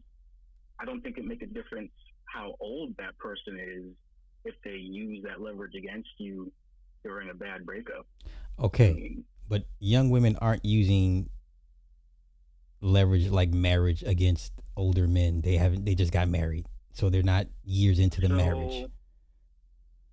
So how young are we talking here? Because I just can think of off the top of my head in recent example, like a Brittany Renner, kind of situation where they're using not marriage, but like a birth certificate and the prospect of child support as a leverage point. And you know, I don't think it takes too much imagination for us to kind of go back and forth and come up with examples of that anecdotally. But I'm just saying that I just disagree that a younger woman isn't as likely to use a birth certificate or a marriage certificate as leverage if you piss her off. You know, well, that's all women for one, but and 9 times out of 10, if you have a kid with a woman which was my point. Okay, that was all. Yes. Okay, so let me deal with that part. So if you have a kid with a woman and you're not married to her, 9 times out of 10 you're going to pay child support at some point. So that's that. My thing, what made me scratch my head about him is like, okay, how do you go from MILFs to 20-year-olds? That's a pretty big jump, unless you have a track record of dealing with such. And I'm like, for him to go from one extreme, because these are extremes, from one extreme to the other, I said, okay, it sounds like to me his experience through the court system was because of a woman his age, and a woman his age reminded him he was powerless. So now the next best course of action is to go get with women that have no power. Well, if like a younger woman did the same thing to him, would you be saying this? Like, We're not dealing hypotheticals. We're dealing with a woman. I don't think a woman his age took him through the ringer, kicked his ass for 10 years after the marriage was over, and it's not much of a stretch for me to say, okay, of course I could see him going young. I don't think he will ever roll the dice again with a woman his age ever again. Now, he's that's his right to do so. Now it looks weird to me because I'm like, okay, what are you getting out of these girls besides sex? Because you're not trying to have a relationship with them. You're not gonna. Are you trying to have some more kids? Are you trying to be like Tony Randall and Robert De Niro? I don't think so. So now it's just a sex thing for you. I agree with you. Okay, I'm saying. I agree with you there. Okay, well, I just think. I agree with you there. If he's, go ahead. Well, no, I just want. I wanted to get down to why you just seem like you're just so. I don't want to say a self-defeatist, but it's like, okay, do you look forward to the prospect of dating? Do you have a happy outlook for dating? Yeah, man. I think that we're more I don't want you to misunderstand the point that I was trying to make. I think we agreed probably on the most important thing that I was saying, which was that age is not the important part as far as the way that they'll react in the court system if they're in that particular situation, if it's a marriage or whatever. Okay. Okay. But if you're saying that I sound defeatist in my outlook on a relationship because of that, I don't think. I don't agree with that. I didn't want to put that on you. No. You have a pretty healthy outlook on. You have a pretty healthy outlook on relationships. Okay, cool. And I wouldn't say that just because you acknowledge that, women are, hell hath no fury like a woman scorned. Right. I think that acknowledging that doesn't mean that you have a negative outlook on relationships or women, okay, or that you wouldn't want to have a relationship with. I don't agree with that. Okay. Okay. I think there's a way to acknowledge and maneuver human nature, in institutions, and still enjoy and be a healthy person, and have healthy human relationships. For sure. I agree. I didn't want to put that on you like that. That's why. I appreciate the clarification. For sure. And I don't want to take too much of your time either. I don't want to make it sound like I'm being confrontational or nothing. No, you're good, man. You're good. No, I appreciate you. And I appreciate you calling up and clarifying. Because, like I said, I don't like to put that on nobody. It's all doom and gloom. Like, I don't think it's all. It's bad. I'm not gonna sit here and lie to you. It's bad, but there's more than a few, gems out here. I'm sure we've all had one that we've let go or fumbled, whatever the case may be. So, but no, I appreciate you coming up and clarifying, because I didn't want to, I'm not here trying to put people in boxes like that, or you know what I'm saying? 'Cause I don't even know you like that, so that would be unfair to you. But I listen. Whatever you get from CGA is great, but that man's not healed, man. So I'm gonna leave it at that. Hey man, it's just all content strategy and entertainment, man. I don't take none of this shit seriously. For sure. Listen to this shit at work, bro. Yeah. I got a life outside this internet shit. Right. But I'll let you get back to it, man. Great show, and I'm gonna be back in the chat, man. I appreciate you, brother. Thank you. Appreciate it. Yep. Yeah. Shout out to Django. Yeah, I should do this more often. I should take calls more often. I should. All right, let's move on. Let me see what happened here. So now see, I'm not the only one jumping on Greg's head. So everyone kind of sees what I've been seeing. So let's see what O'Shea has to say. Prices. On April 2nd, 2026, YouTuber Tony Gaskins made a pretty interesting video called Coach Greg Adams, Leader of Losers. To be honest, Tony Gaskins is kind of like a Derek Jackson type of guy. Not all the way. He's married. He says some questionable stuff that a lot of men don't like. But for the sake of this video, wait. Where that woman at? Where's she at? Okay, wait. She says something about me. I don't know. I've heard you talk about. Okay, Ann. What's your point? Yes. Every blue moon I go hunting.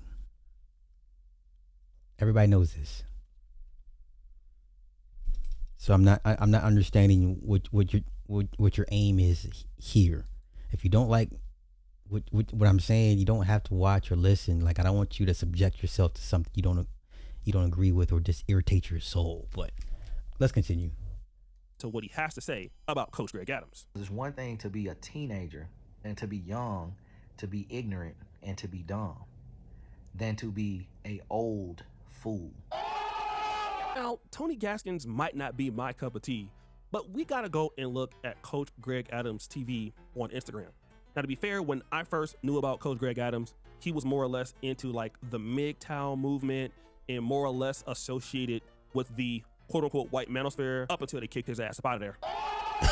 But if you look at the Instagram, I mean, hey, it's actually popping. It's good to know he put some effort into someplace, because he damn sure don't do it on his YouTube channel. But if you look at it, here is Coach Greg Adams, a middle-aged guy. He's having the time of his life.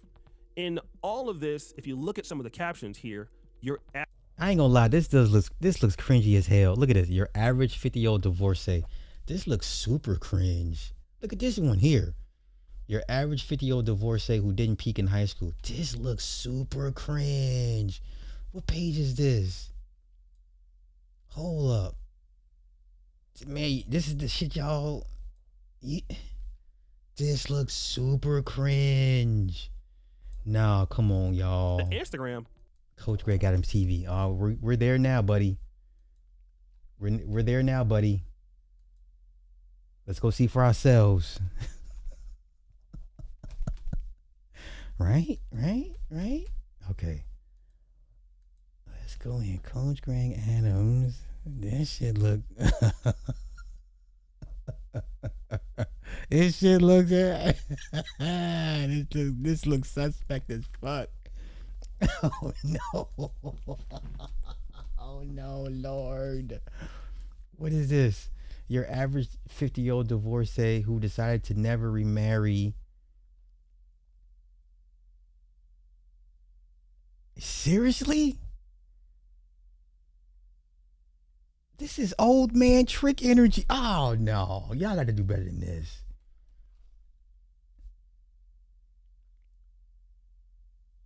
Sir, they're only with you for the...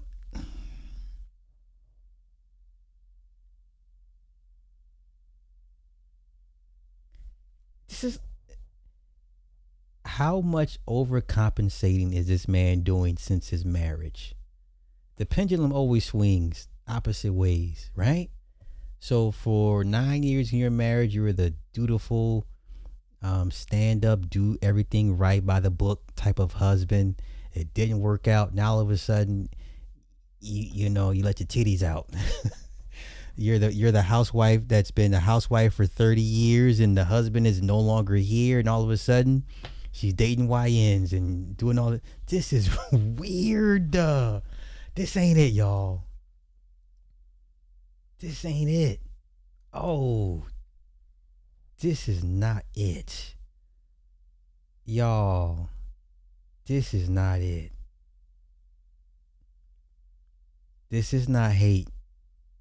But this man is definitely out here chasing a high. I keep trying to tell y'all, that old woman put a beating on his ass, and he can't go back to women his age.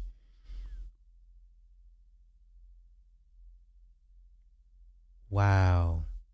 This guy, Dr. Boyce, he said, brothers, be careful about constantly chasing dopamine.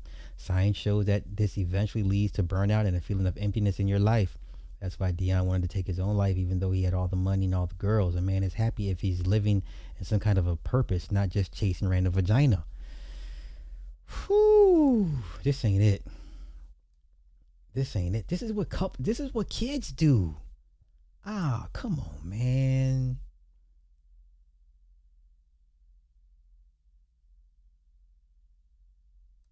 Ah, y'all, this what y'all.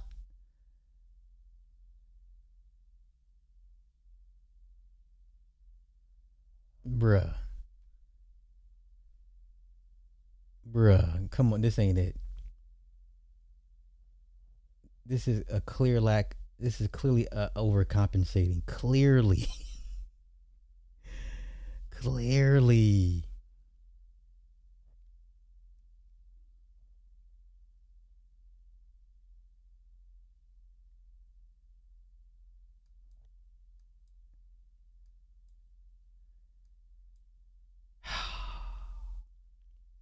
Oh my gosh, that is so cringe. Like, sir, come on, let the couples have it.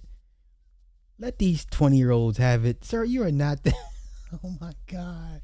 Wait, let's see what else they got. Let's see how much more cringe shit. This is super cringe. Coach, you are a weirdo. I'm sorry. Coach Greg Adams is the old weirdo man. Yeah.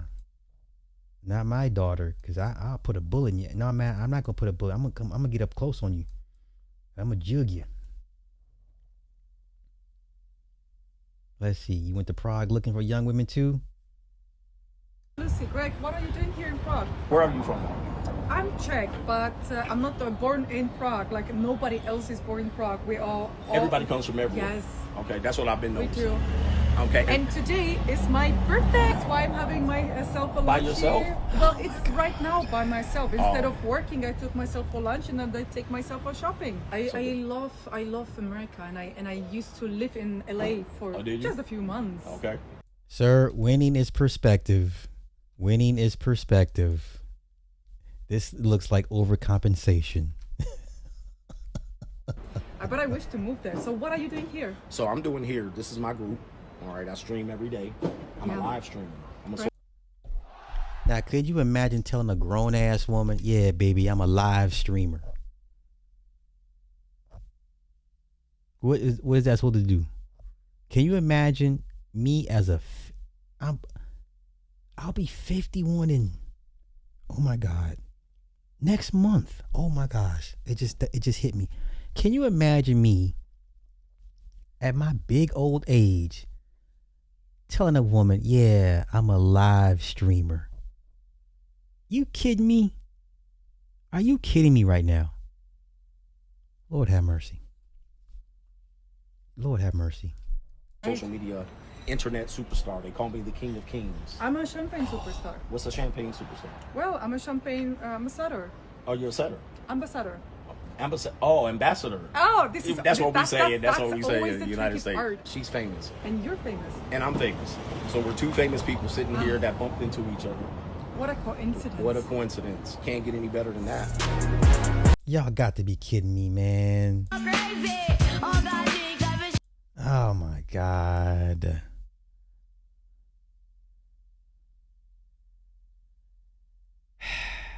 Now everybody sees what I've been seeing ever Everybody sees what I've been seeing for a very, very long time. Let me guess,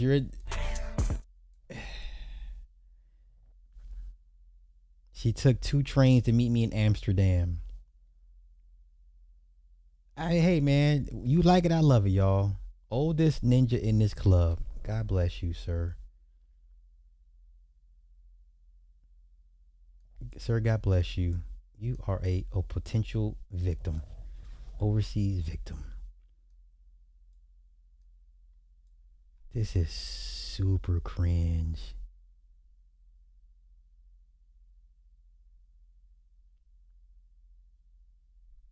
Look at this, on a healing journey in Panama. Sir, you're a passport bro at this point.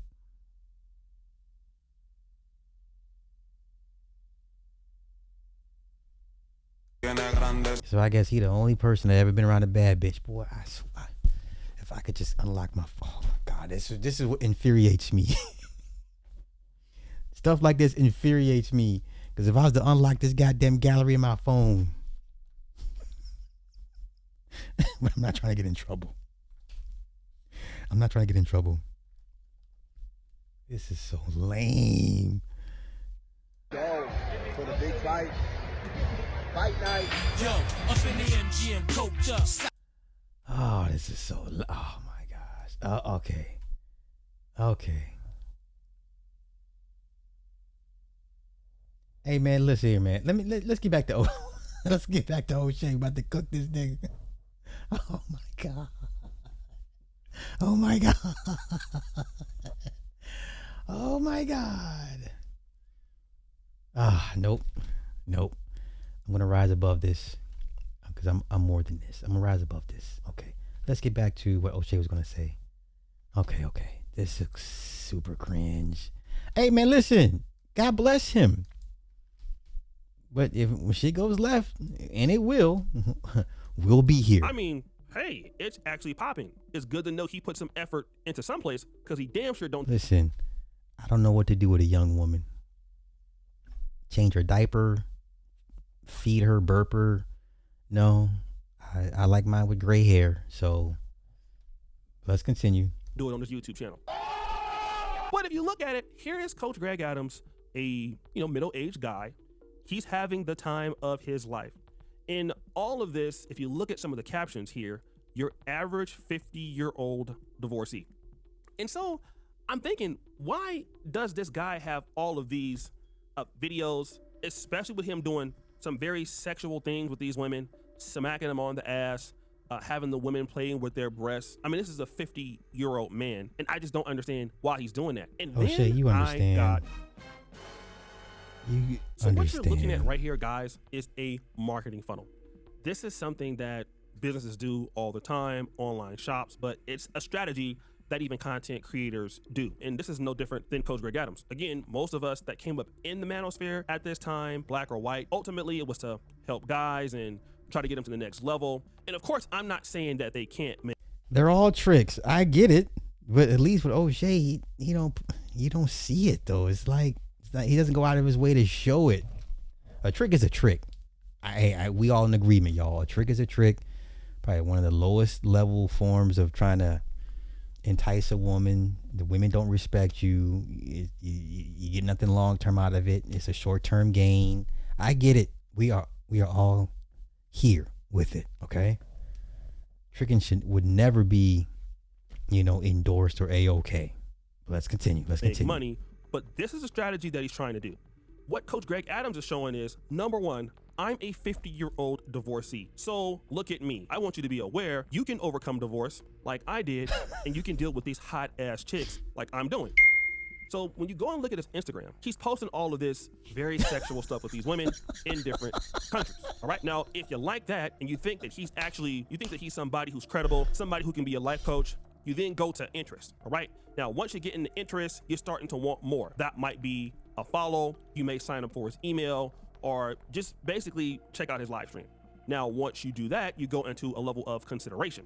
Now, the consideration for you is basically he is trying to solve your problems. So number one, I'm the guy that can help you with this. And he is a hater too. So he'll talk about who is not like him which is BS, but we'll get into that in a minute. And then after consideration, you will move down to conversion. And once you go down to conversion, this is what you do. First, you can go and buy some of these books on Amazon.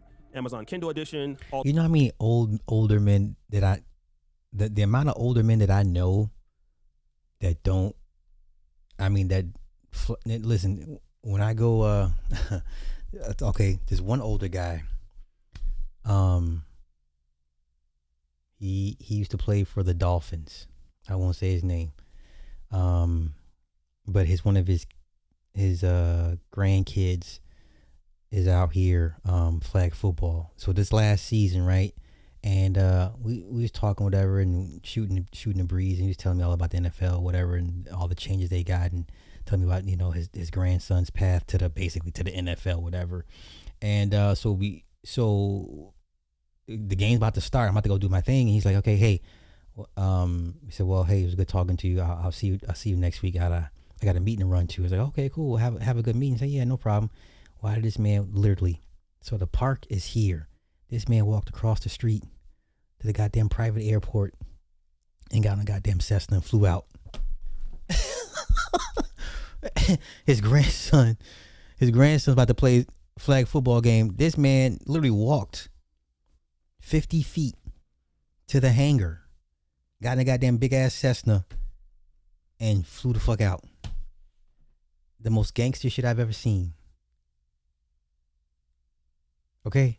There's scores of older men killing it, and you'll never know about it.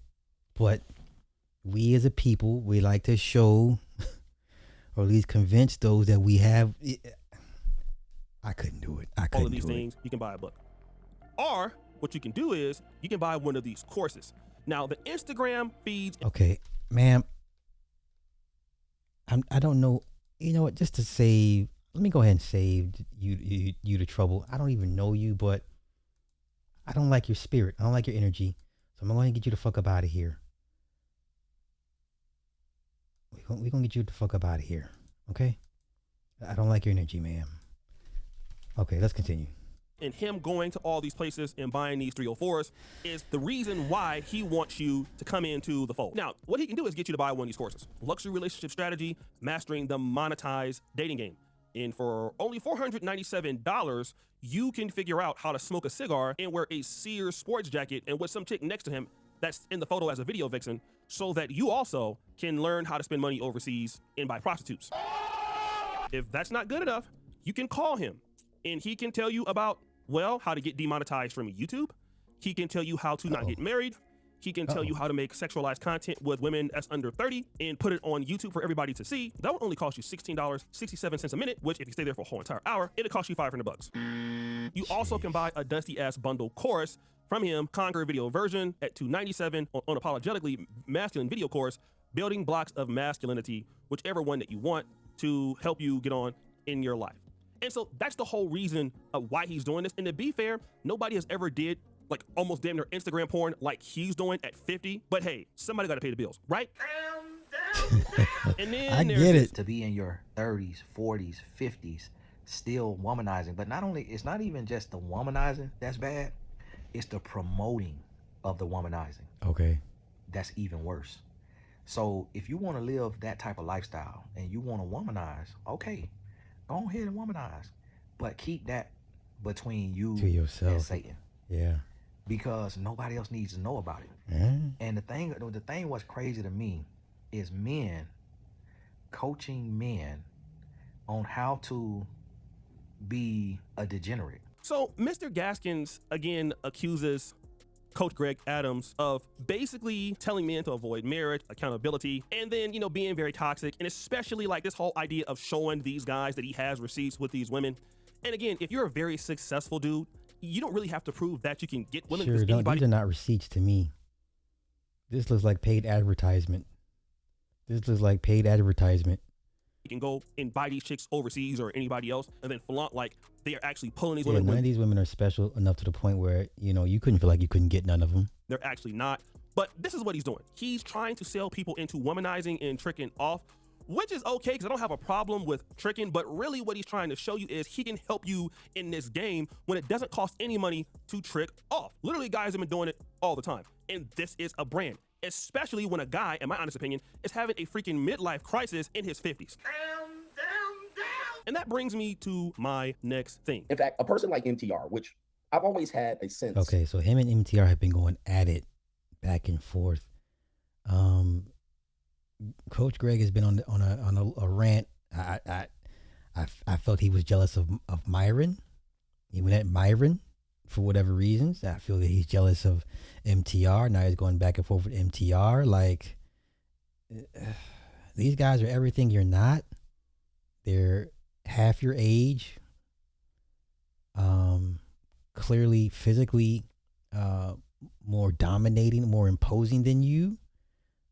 They're lighter skinned.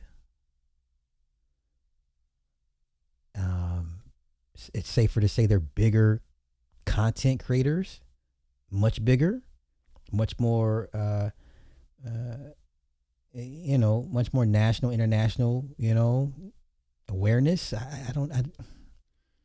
No one's watching CGA like that, y'all.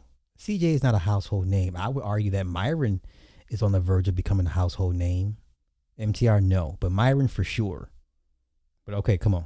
Of him not giving my just due, all right, for a long time. In fact, I've always believed that it would be odd that I would cover a certain topic on my show, and then later that moment or later that afternoon, even before my live stream was off, a segment of my show would be featured on his main topic. Being an insecure little biatch. You see, Coach Greg Adams spends a lot of time on his YouTube channel, on a live stream, which is demonetized, by the way, and he's the reason why it's demonetized, thinking that somebody wants to copy him or somebody is stealing from him. Let me just be clear when I say this. Coach Greg Adams has always been a subpar content creator. He's never been considered as a great content creator. I mean, he doesn't have good sound. He doesn't have good editing. And basically, he just presses some little button on a Rodecaster all day. He talks about things for like 4 to 5 hours. So there's nobody. Okay, he's a live streamer, O'Shea. He doesn't make videos. He's a live streamer more than anything than not. He's not a high production video content creator like you. I mean, I get it, but come on, man. Now, I mean, just keep it objective. Everybody has these personal beefs and personal investments. Like, I hope he beats him. I hope he beats him. Like, come on, man. Who wants to recreate that and have some level of success. I mean, he's already been demonetized, so he can't make any money off of it. So nobody else can make any money off of that. Nobody says that, you know what, Coach Greg Adams in the manosphere space or in the Black YouTube space or in any space is a awesome content creator, because he is not that. He's never been that. He might have some good advice here and there, and yeah, he can have some good topics here and there, but a clock is wrong twice a day. He is very insecure. He's feminine. And when you see Coach Greg Adams crashing out at 50, really having a menstruation cycle all over the live stream. I mean, you mean a menstrual cycle? But I hear you. I'm in agreement with O'Shea.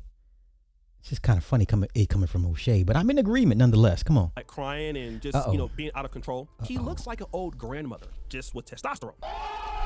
And the younger guys see this. They see a guy who's supposed to be all about masculinity crying like a little girl. And this looks bad for a man who wants to lead men but has no accountability, crying worse than a female, and then hating on everybody who does more than him. Because the last 7 years, he's never upgraded his setup. He's never done anything to be competitive in his business. It looks like a blind person does his thumbnails. I mean, all of these things are his fault, and he can't follow instructions, because that's what happens when you have an IQ lower than 60.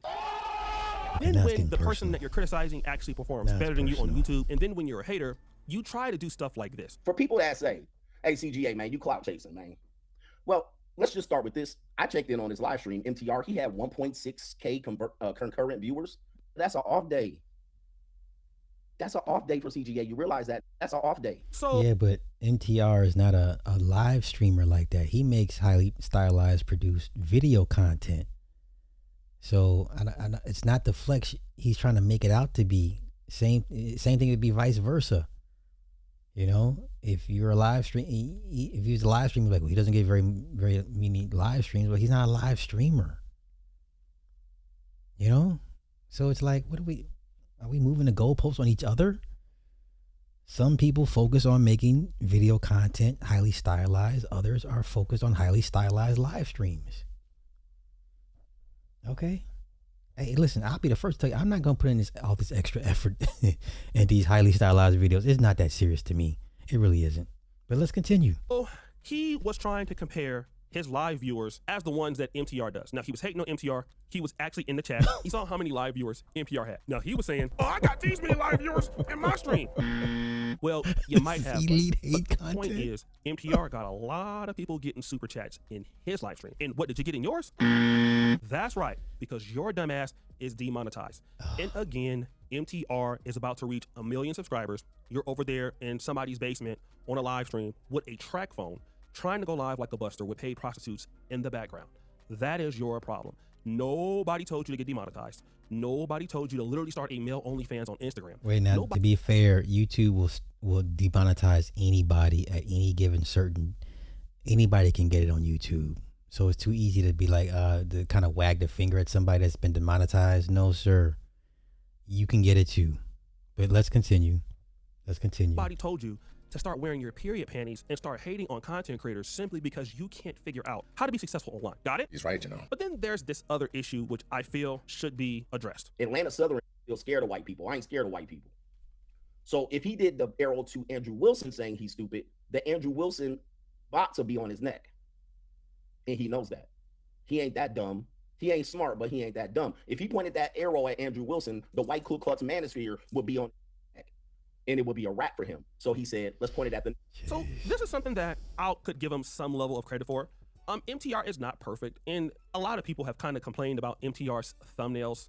I've heard this from Six the Goddess. I've heard this from Greg Adams, Melly Monaco. So there's many people that believe that the way MTR does his thumbnails are offensive. And basically, even though he's talking about the guy on the left, he feels that he's calling Greg Adams stupid. And that's an issue that all of us as content creators run into. Got it.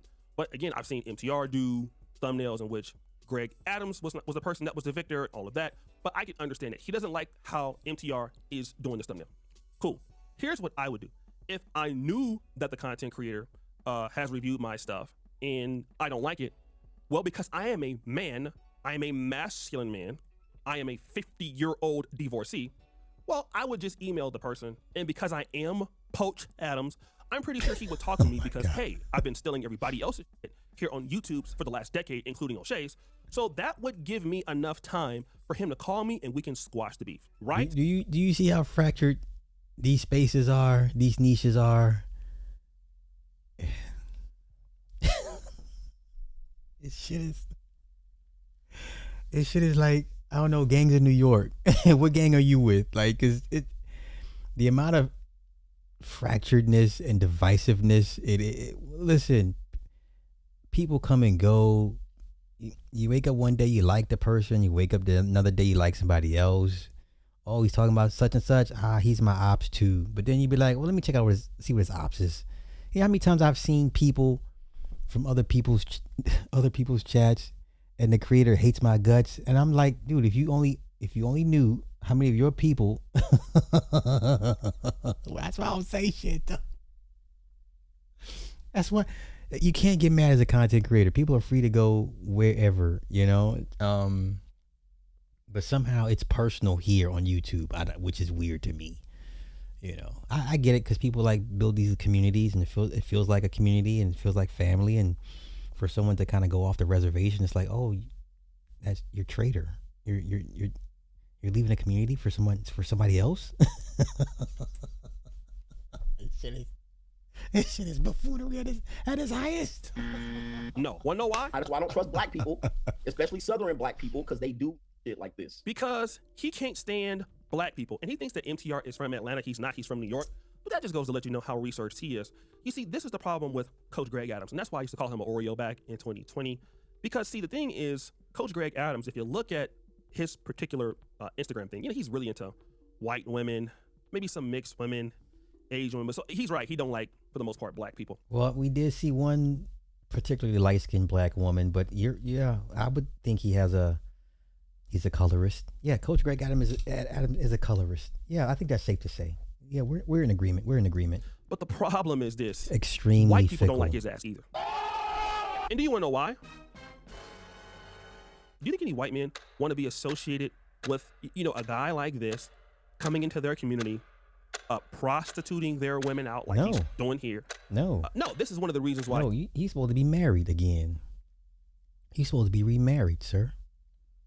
You're supposed to be remarried at your big old age. You learn your lessons. Yeah, it's okay to marry somebody a bit younger because you may want to have another family.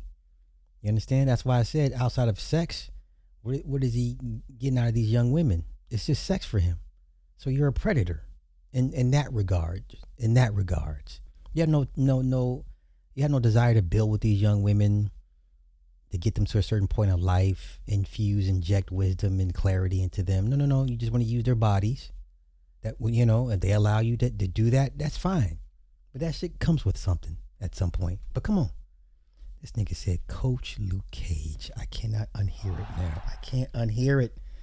I cannot unhear it. He was kicked out of the white manosphere. This is the reason why he's no longer cool with Fresh and Fit. Rollo Tomassi doesn't like him. So you wanted to be around these white people, and they got you out of there. So the whites don't like you. The blacks don't like you for the most part. You don't have no value anywhere because people just don't like busters. And I know that you're mad, and it's not my fault, but you are a degenerate. You do degenerative stuff, and you said you don't like N-word stuff. Well, look at... Now, who the hell is wearing shirts like this? Knockout, where you at? Is Knockout still here? Who the hell is wearing shirts like this? I ain't... Listen, do you understand? I've only seen Jamaican people wear these type of shirts. I ain't never seen no black American man wear these type of these outfits. Who is dressing CGA? Who the hell is wearing... Okay, gay men. Okay. Of the who? Bro, I don't know what you're talking about. But let's continue. You look at your Instagram and you tell me, is this what an N-word does? Okay? This is not what somebody who's successful... Like, look at this video. Like, look at these videos. This is not something a white person wants to be associated with, or even black people, because this is degenerative trick behavior that needs to be under wraps. But you want so much attention. Like, look at this. 2 girls in Prague want pictures with a 50-year-old man. And he actually believes that this is receipts. These are not receipts, guys. No. This is for you to believe that is real. So you can pay him money to go out here and buy a BS course so you can go out here and also trick. And again, I know that Coach Greg Adams is having a midlife crisis, bro. And I'm here to tell you, I'm here for you, man. I hope God is with you, bro. I know times is hard. I know it's hard acting like a mark and acting like a buster, like you've been behaving, twerking everywhere all in the comment section. Damn, O'Shea, where all this coming from? Goddamn. Goddamn, O'Shea. Okay, but thank you. We're in agreement. We're pretty much in agreement. We are pretty much in agreement.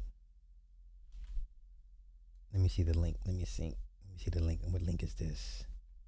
Let me see. Oh, okay. Here y'all go. There you go. Okay, that's what's up.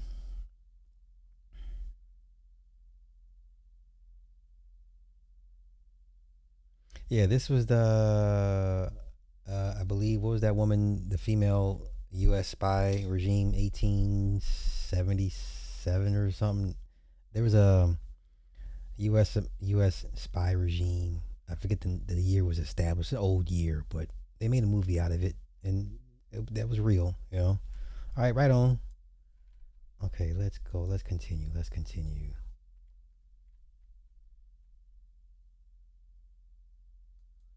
Wait, who? What are you talking about? Who hates their own? I'm not understanding. You saw shirts like that? I've never seen them shirts. I don't want to see them shirts in person. If I do, I'm in the wrong place.